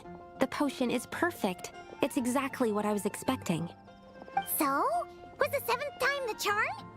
Upon examination, it seems identical to the previous 6 iterations. Oh! Wouldn't that make the results identical? Not necessarily. Experimental outcomes can differ even with similar variables all around. You never know what the result will be. That's what makes experiments valuable in the first place. Come, let's test this thing out. I planted some sweet flowers beforehand which we can use. We just need to douse them with the potion and see what happens.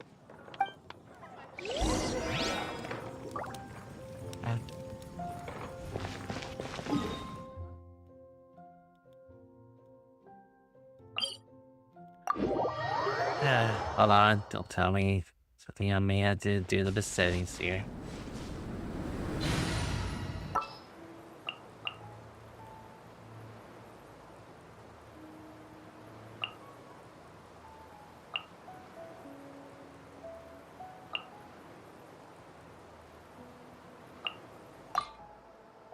I got you, boss.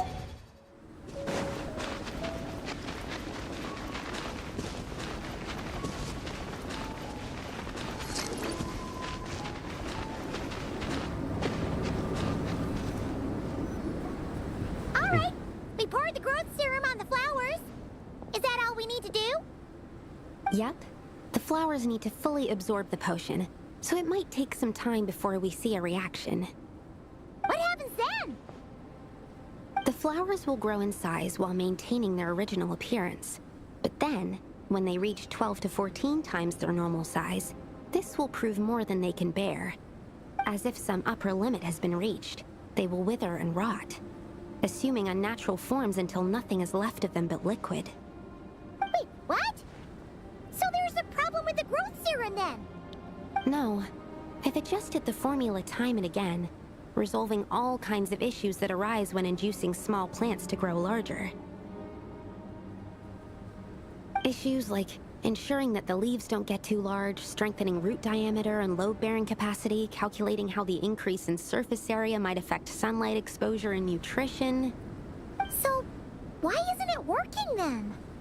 Because the flowers cannot transcend. As above, so below, is one of alchemy's guiding principles. Alchemy seeks mastery over matter, but this world has its limits. It's like a specification etched into the law that governs all things. Part of the purpose of doing multiple experiments is to determine if this specification is stable. So, failure is also a viable result. Exactly. It proves that the limit continues to exist. Okay, this is all a bit over Paimon's head, but basically, you needed the experiment to fail to prove that the limits and borders in this world are stable? Oh, what a weird experiment. Huh? Looks like one of the flowers is reacting. Wait a second. That's not a sweet flower at all. Careful! It's a whopper flower. It must have absorbed some of the potion. Wait, but that's happened before, and it's never gotten this big either. Can this mean... We can talk about this later. Let's get rid of it first.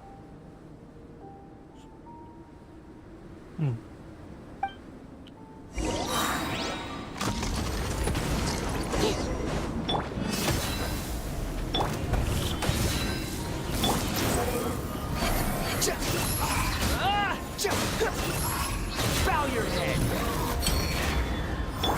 Swirl, Mark 2. You ain't messing around!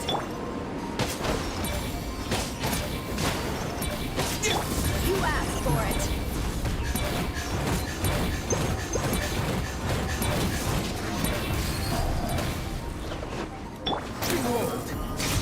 Yeah! Animal Tech 6308.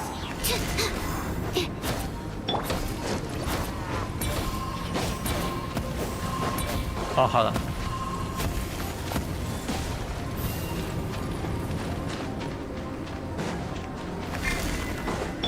Let's get it on! Stand clear. Yeah. Animal test 6308. Enhanced animal module 75.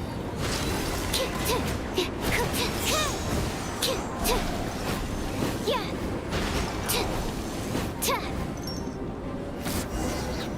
That's done. Phew, we did it. Even at that size, a whopper flower is just a whopper flower. But, was it supposed to get that big? I could only make a rough estimate during the battle, but it looked at least 16 times its original size, maybe even larger. This means that the experiment worked. Wait, but isn't that a good thing? I'm still not sure what the implications are. But if further attempts succeed in reproducing this result, that means that something's different. Perhaps the limits and laws of this world are changing due to some unknown factor. I can't say if that's good or bad, but from an alchemical perspective at least, expanded boundaries means that more possibilities are now open to us. Either way, this brings my task to an end. Seems so. That said, it could also be an effect of the person who made the potion. There could also have been something special about this particular whopper flower. There's a lot that still needs to be confirmed, so I suppose this task opens the way for further questions. Well, we're here if you ever need some help. Could we try using that growth summer resume to on Paimon? Just think about it! Paimon could probably beat a whole gang of treasure hoarders to a pulp if you were 16 times bigger! I have my doubts. The only reason the serum worked on the whopper flower was because its internal structure was similar enough to a sweet flower.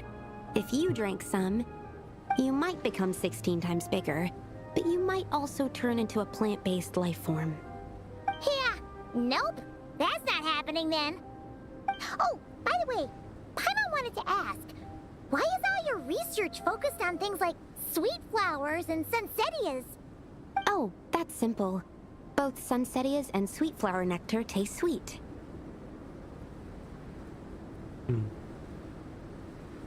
So in that sense, accidentally making a whopper flower 16 times bigger comes with a hidden benefit. Because whopper flower nectar... tastes exactly like sweet flowers? That's right. Once I've extracted the sugar from the nectar, I'll give you some. You get it!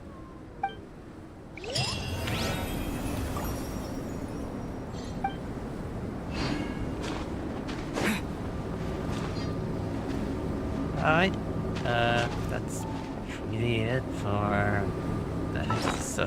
the assignments for the dictionary I did. So I have like contain Durin and forget. Alright, that's pretty much it. I noticed that I'm having a bit of knowing about having this screen, which is what I get a bit of headache for those who is in a mobile.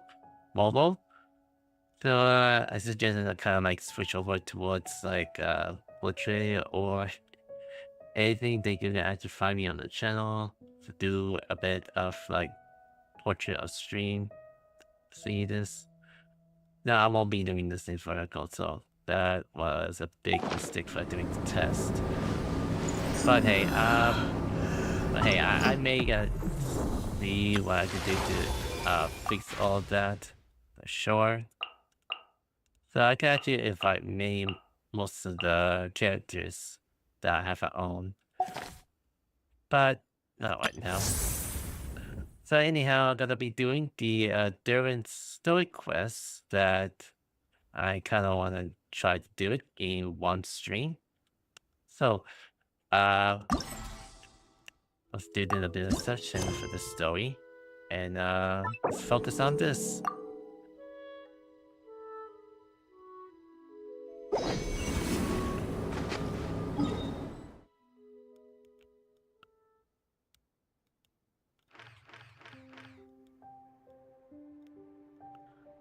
I hand back to Nakai, and now I am gonna try to just do this fully story as many days I could go through for it.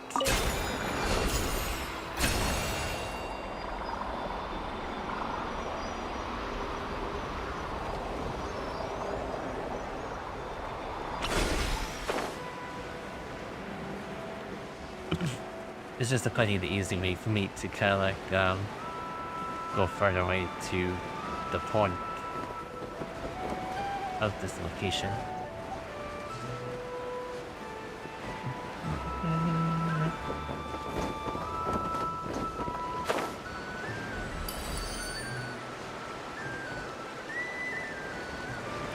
Let's see, call this one.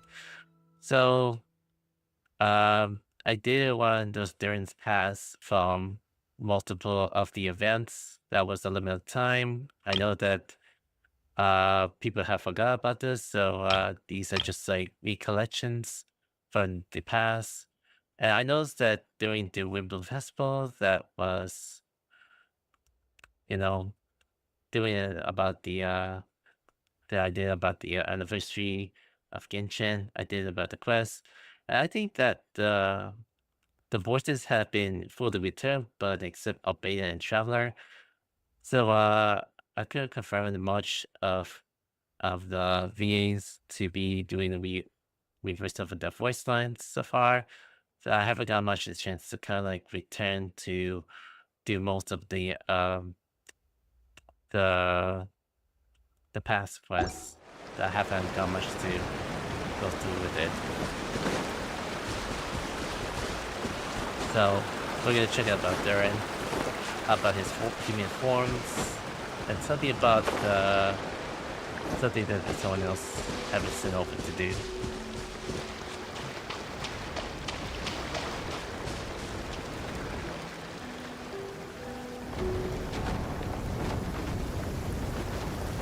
Oh, it's Durin!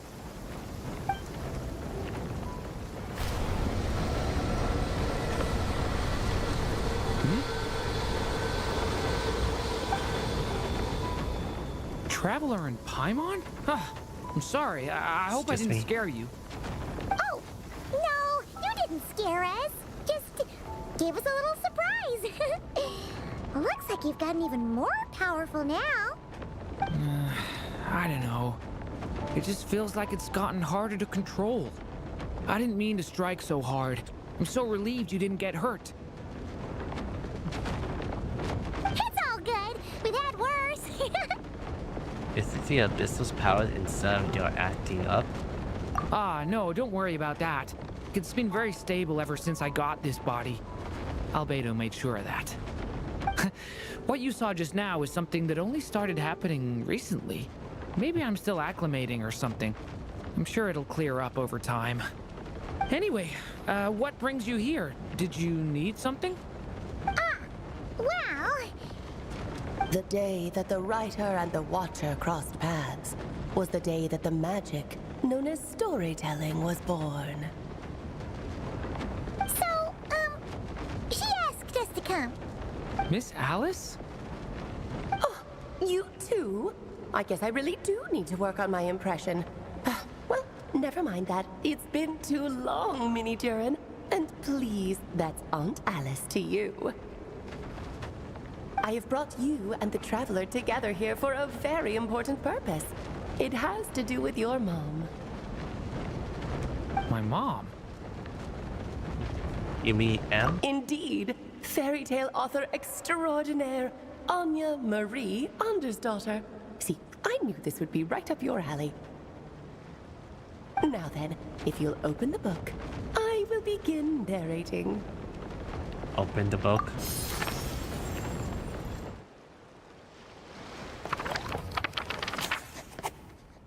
The data writes, and the watcher across paths.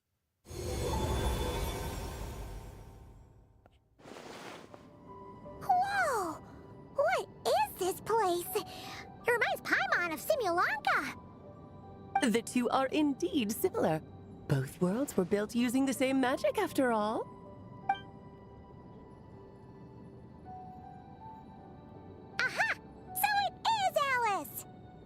hello, Aunt Alice. Oh, no need to be shy. Just think of me as one of your mother's dearest friends. You keep talking about stories and magic. What's this all about? Simulanka 2.0 or something? Certainly not. Simulanka was a peerless masterpiece. Without the original author, it would be impossible to create a sequel, even for me. But you are right about one thing. Just like last time, I want to show you a work of magic that has to do with storytelling. What's this? Is it the book that we just saw? This is your mother's dying wish. My mother's dying wish was a book? Let me answer that with a question. What do you suppose would be a writer's greatest regret? Have you ever read a book called The Little Witch and the Undying Fire? I have, but I'm not sure who wrote it. That's because it was the work of more than one person. It began as a little game at our tea parties. Each of us took turns writing the next part of the story.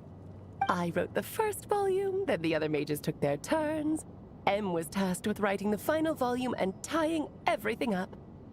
But by the time everyone had finished writing their parts, Em had passed away. Oh, it was a terrible shame. A true tragedy. And that is the answer to my question. A writer's greatest regret is to leave a story unfinished. That makes sense. But all is not lost. I couldn't stand the doom and gloom of it all, so I went ahead and wrote an ending myself on her behalf. Then what's this book? This is the answer your mother gave to the same question. In her eyes, this was her greatest regret.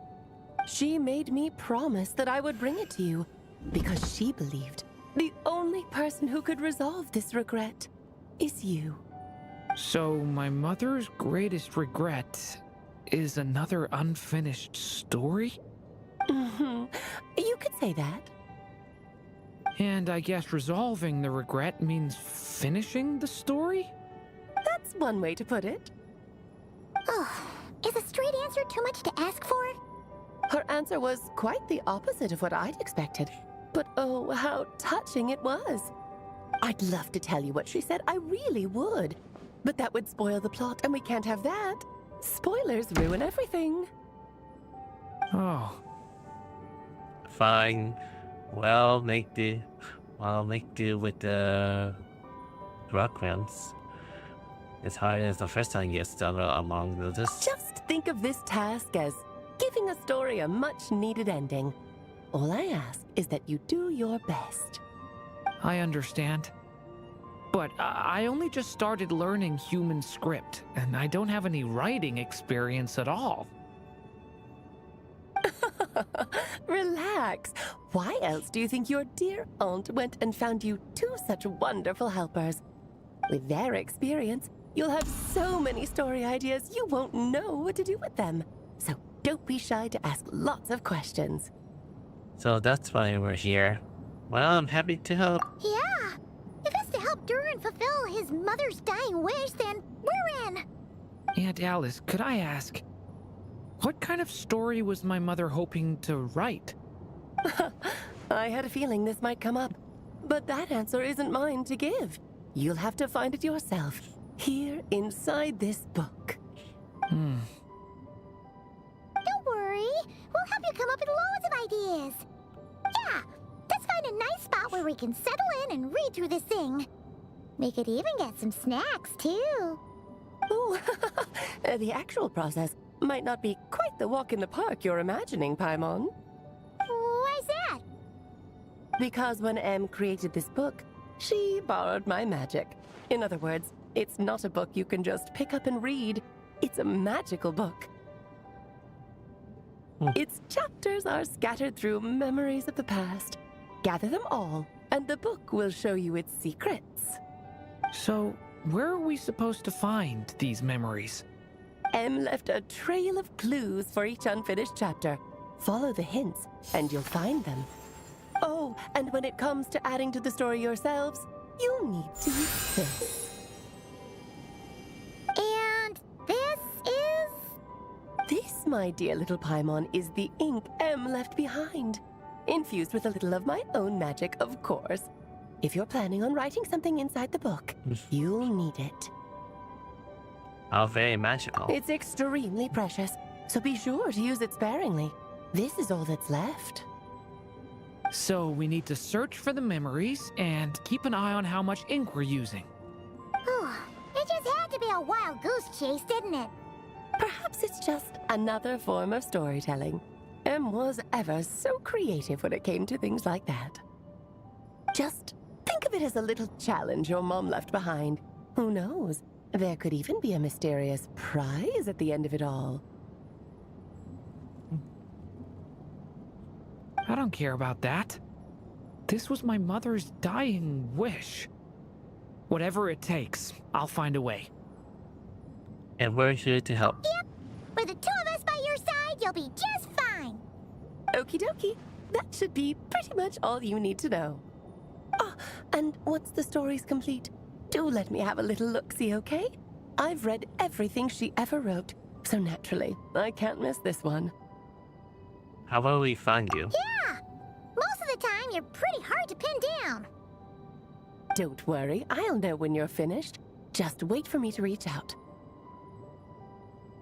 All right, off you go. I can't wait to hear how the story ends.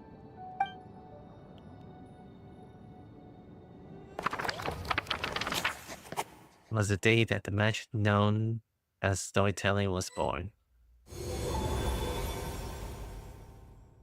Oh, here we are again. Alice's magic really is incredible, huh? Let's take a look at this book. Right. Alice mentioned we should be on the lookout for clues. Huh?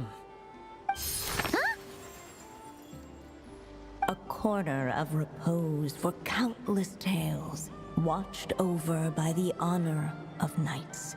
A place for stories to sleep, perchance to dream of ancient cities and the epics of ages past. There, a witch once spent a sleepless night, and all to bring forth a story yet untold. Find the place I speak of, for it is where the seeds of this story lie. Was that a riddle? Where do you think this mysterious place could be? Obviously, it's in the Mondstadt library. Hey, you might actually be onto something. Guess that means we need to head back to Mondstadt? I had a feeling that's where we would be headed. After all, it's where my mother was from, and I bet it's where she wrote this story, too. Yeah, that makes sense. Still, I feel bad about dragging the two of you along on such a long journey. Don't worry about it. We don't really have much going on right now, so we're all yours. Come on, let's go!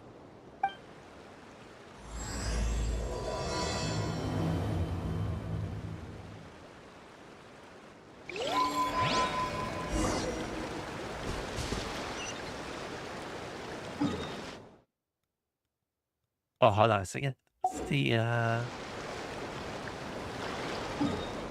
Oh, never mind for that.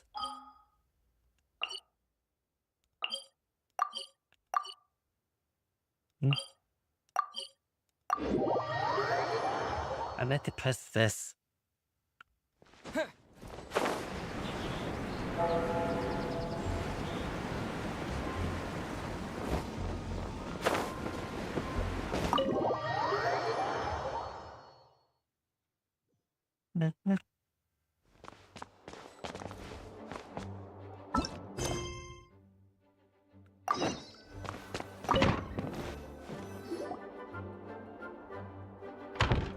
Back in the Mondstadt library, huh? Talk about a trip down memory lane. It's been a while. Feels like that we were here just yesterday. So, we're supposed to find the seeds of the story, right? What do you think that means? Well, we're in a library, so it's gotta be books, right? But seriously, there's so many here. How are we supposed to know which ones we need? Making a racket in a library? You should know better than that. Lisa! Oh, sorry about that. Now, who do we have here?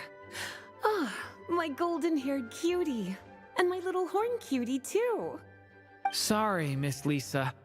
I know you taught me to be quiet in the library, but Paimon was just trying to help.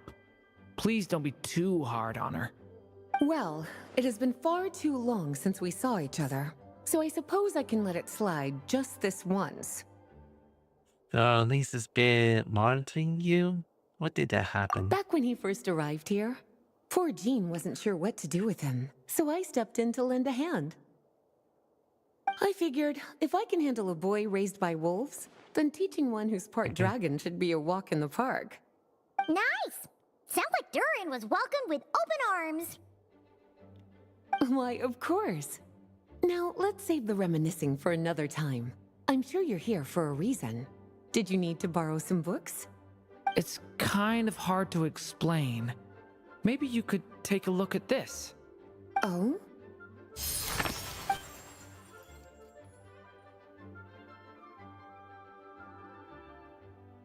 Ah, I see.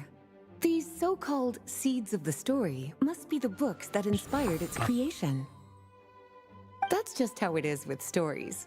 They grow out of the tales that came before them. And that mage, I can almost picture her here, hundreds of years ago, scribbling away at one of these very desks. But we don't know anything about this story. How are we supposed to figure out which books inspired it? As it happens, just before I found you here, I was looking into something rather peculiar.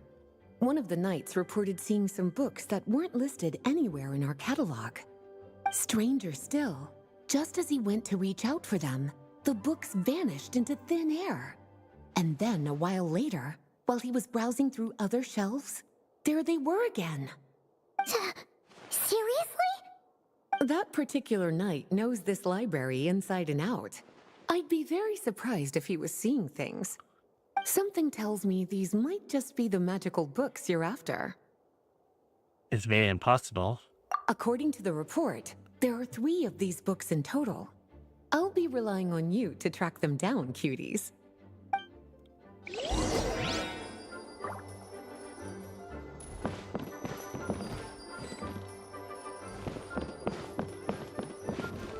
An experiment log? Looks like part of the title's been erased. There's something seriously suspicious about this book.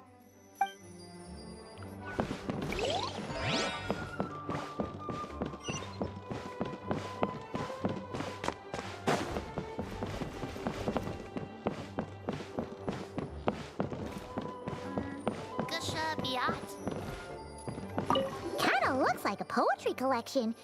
But why is part of the title missing? Let's see what Lisa makes of it.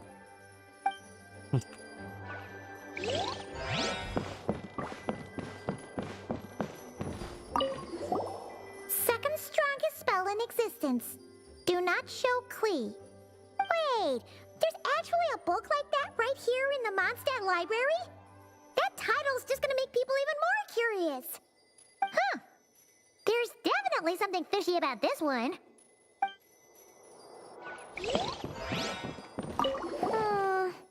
Let's hang on to this one for now. Could be one of the ones we're looking for. It's one of M's, after all.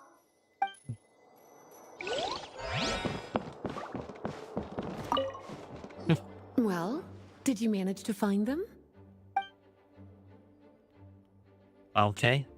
All 3. Truly extraordinary, and certainly not the kind of thing that should be just lying around.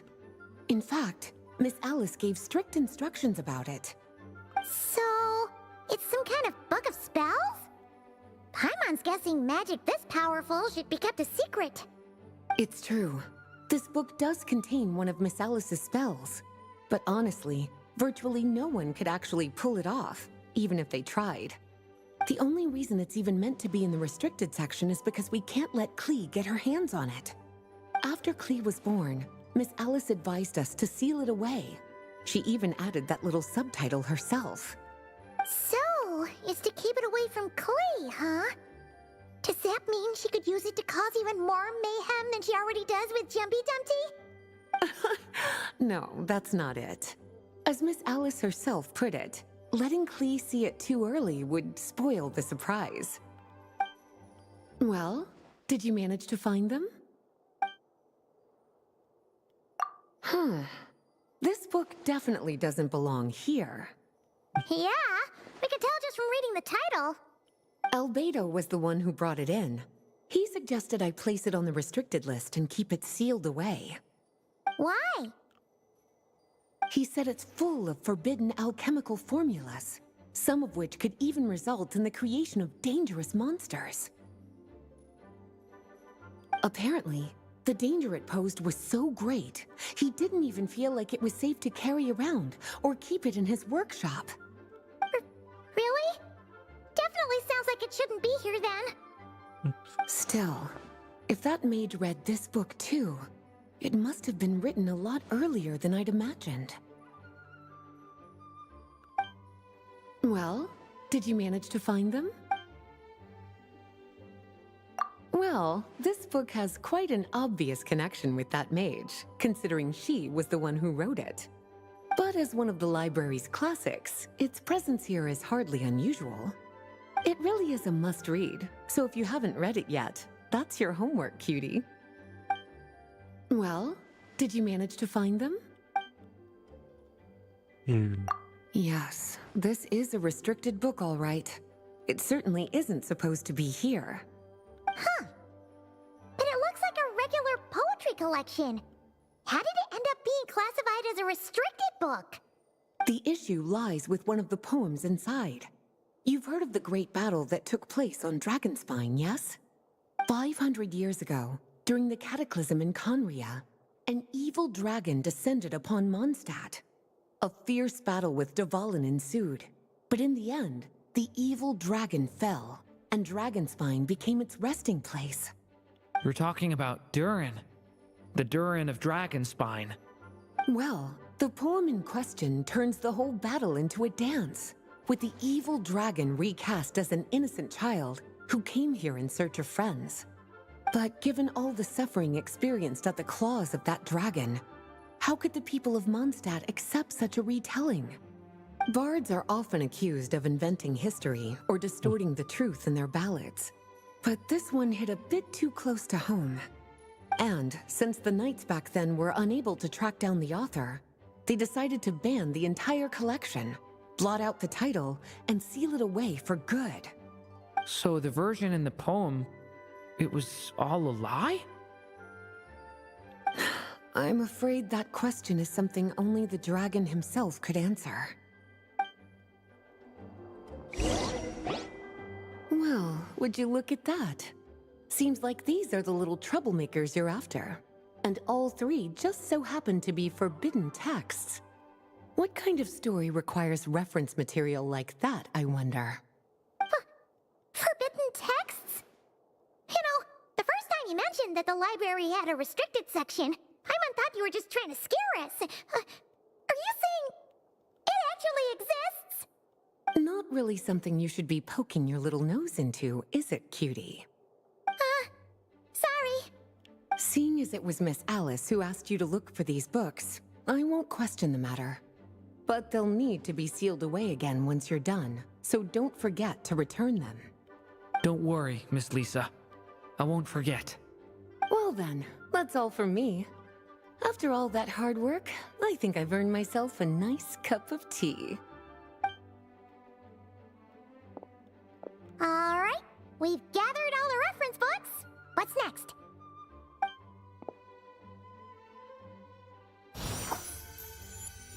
Wait, look!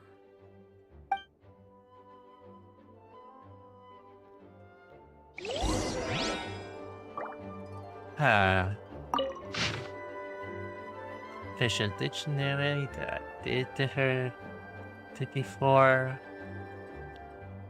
Let's see.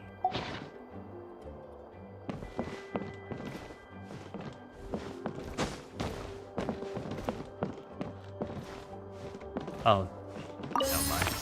Oh, yeah. Find a place I speak of, for it is wherein the seat of the story life. Long, long ago, an evil dragon descended upon the human world, bringing terrible calamity in its wake.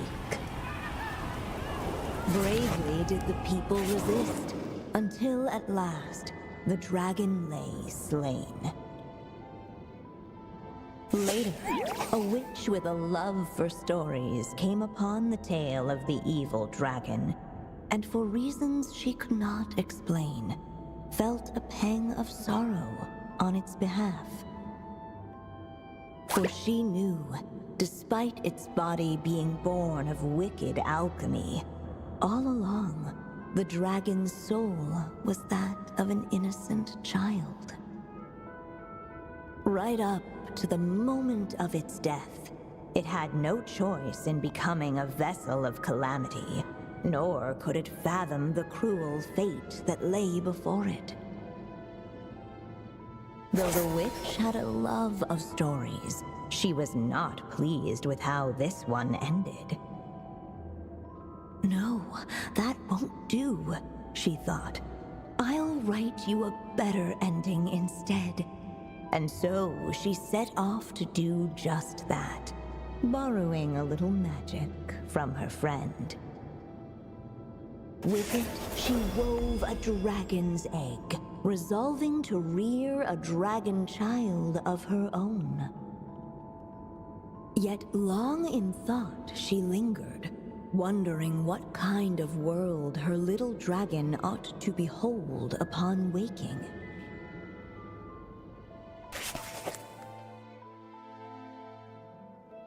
What should I use for the candle?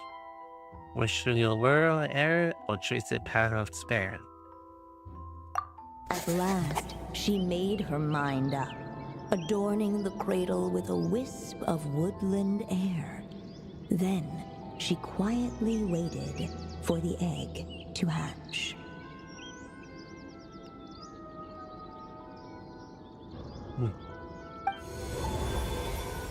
Whoa! We're actually inside the story! This must be Aunt Alice's magic. And that was the opening we just heard, right? Sounds like the story about Durin. Yeah! A story about me? Why don't we just see where the story takes us? All we know is the beginning at this point. Okay.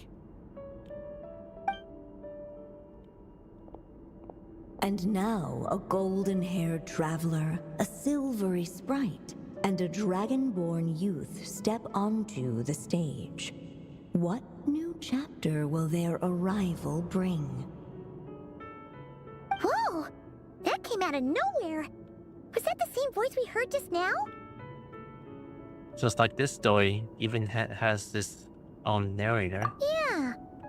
But why does it sound so familiar? I've missed this. It's just like the stories my mother used to tell me. You mean... Em? She used to tell you stories? Yeah, she loved it. Back when she was still alive. Sorry, we should focus on what we're here to do. So, now that we're in the story, what's next? The dragon youth wondered aloud. Yet all he could do was wait for the story to unfold. Of course, there's something to be said for helping it along. Perhaps a little exploration could prove fruitful. Oh! Is that a hint? Those follow her suggested for now. Yeah, I agree.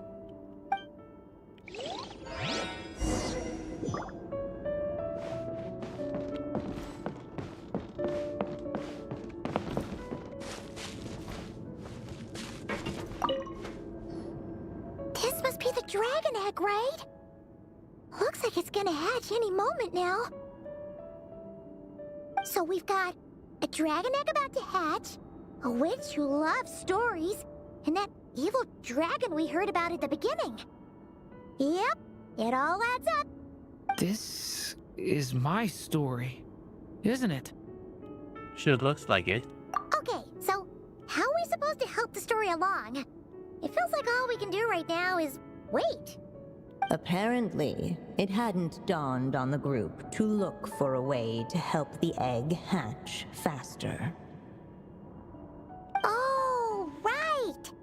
We're at the point in the story where we're waiting for the baby dragon to hatch. So that has to happen before the story can continue. And how do we do that? With the flames at his command, perhaps the dragon youth might be able to provide the egg with sufficient warmth. What? You want us to roast the dragon egg? The silvery sprite's surprise betrayed her lack of reading. For in countless tales, it is told that only by fire's embrace will a dragon's egg hatch swiftly. Huh, you kinda have a point there. Want to give it a try, Durin? Okay, I'll see what I can do.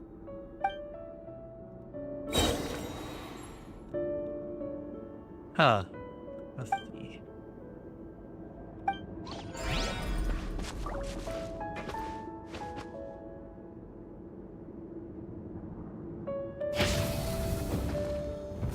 Devouring Claw!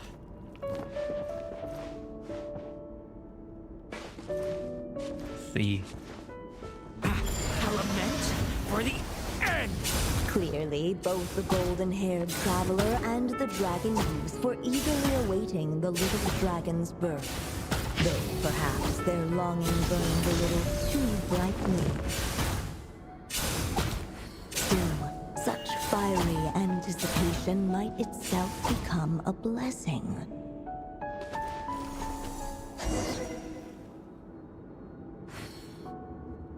At last, under the witch's expectant gaze, the little dragon broke free from its shell.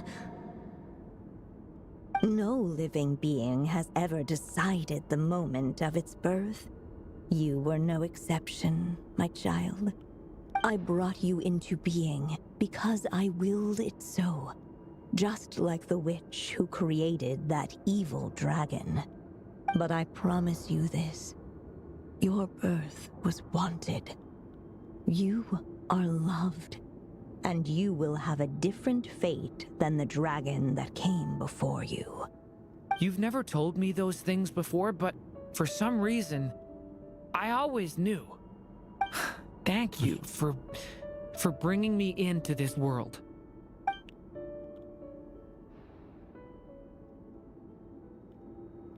The waiting witch did not feel lonely, for she had 3 visitors by her side. Together, they beheld the hatchling's first breath of life. Holding her dragon child close, the witch promised him a life unlike that of the evil dragon. And so, nestled in his mother's warm embrace, did the little dragon's story begin.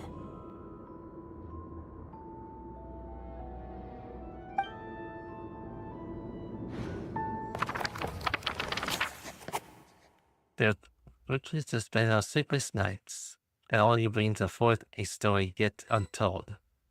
Wait, isn't this Mondstadt? Looks like we're back in the real world. Looks like there's more written on the page now and less ink left than before. So, does that mean we've completed this chapter? So it is Durin's story after all, or at least the window into his past. Yeah, but why does M seem to think that the story isn't finished yet? Durin broke free from the curse, came into this world with a new body, and even made a bunch of new friends. That already sounds like a happy ending to Paimon. Maybe there's be some clues in following chapters. True. Everything's always so mysterious with these mages. Guess all we can do is wait for more clues. Huh.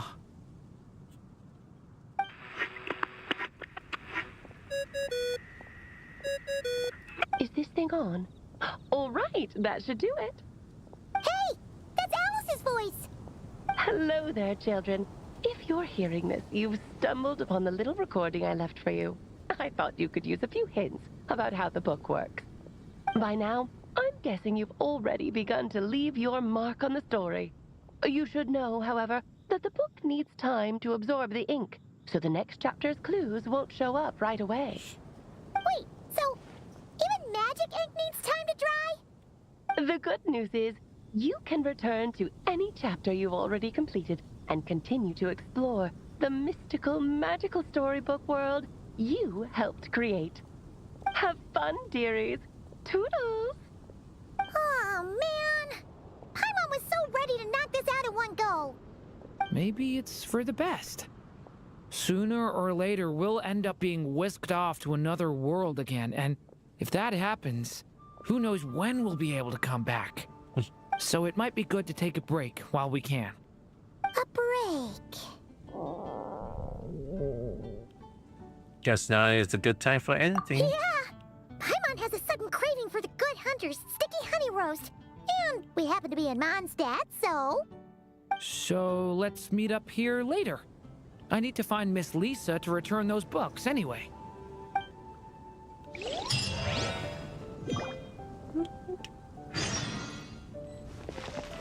Wait for the next book to be reviewed for the next chapter. Oh. Alright, I guess that will... Wait, I had to wait for the next day? Oh, so no wonder. Okay, so no wonder this is gonna be like a full... It's gonna be waiting for a few days to kind of move along with it. I'm gonna see if I can actually try to kind of like save some of the clips and just move over there and see what happens though.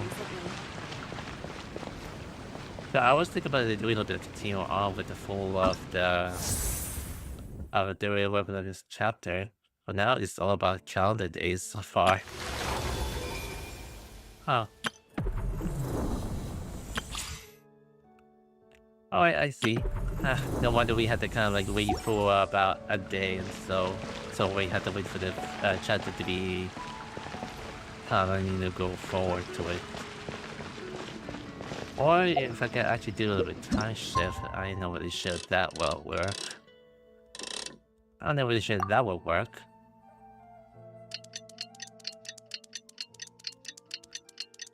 If that's so, then that will be a full day to wait for.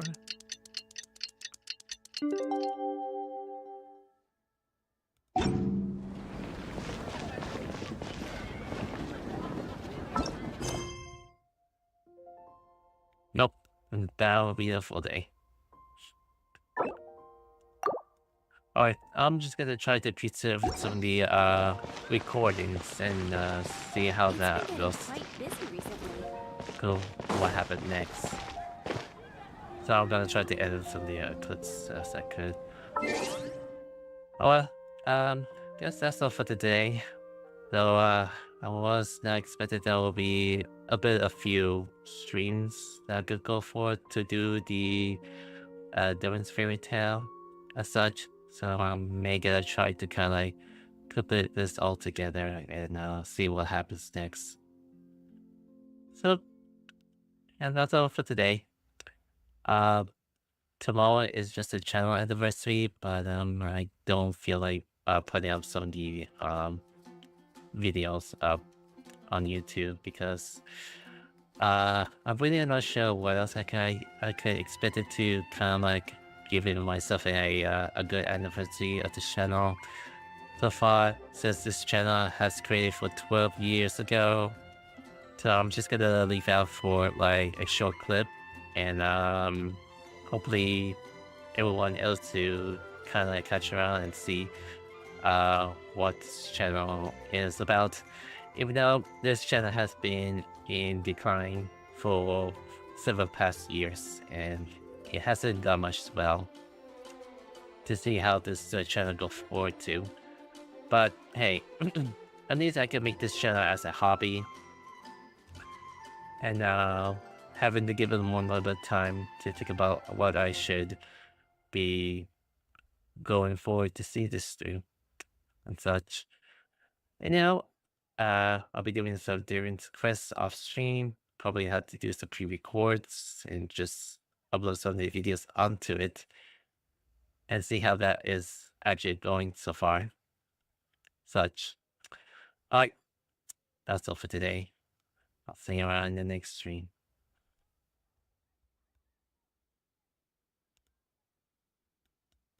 And also, I know that dual screens will not be showing off for a few months because I know how terrible that dual screen feels like.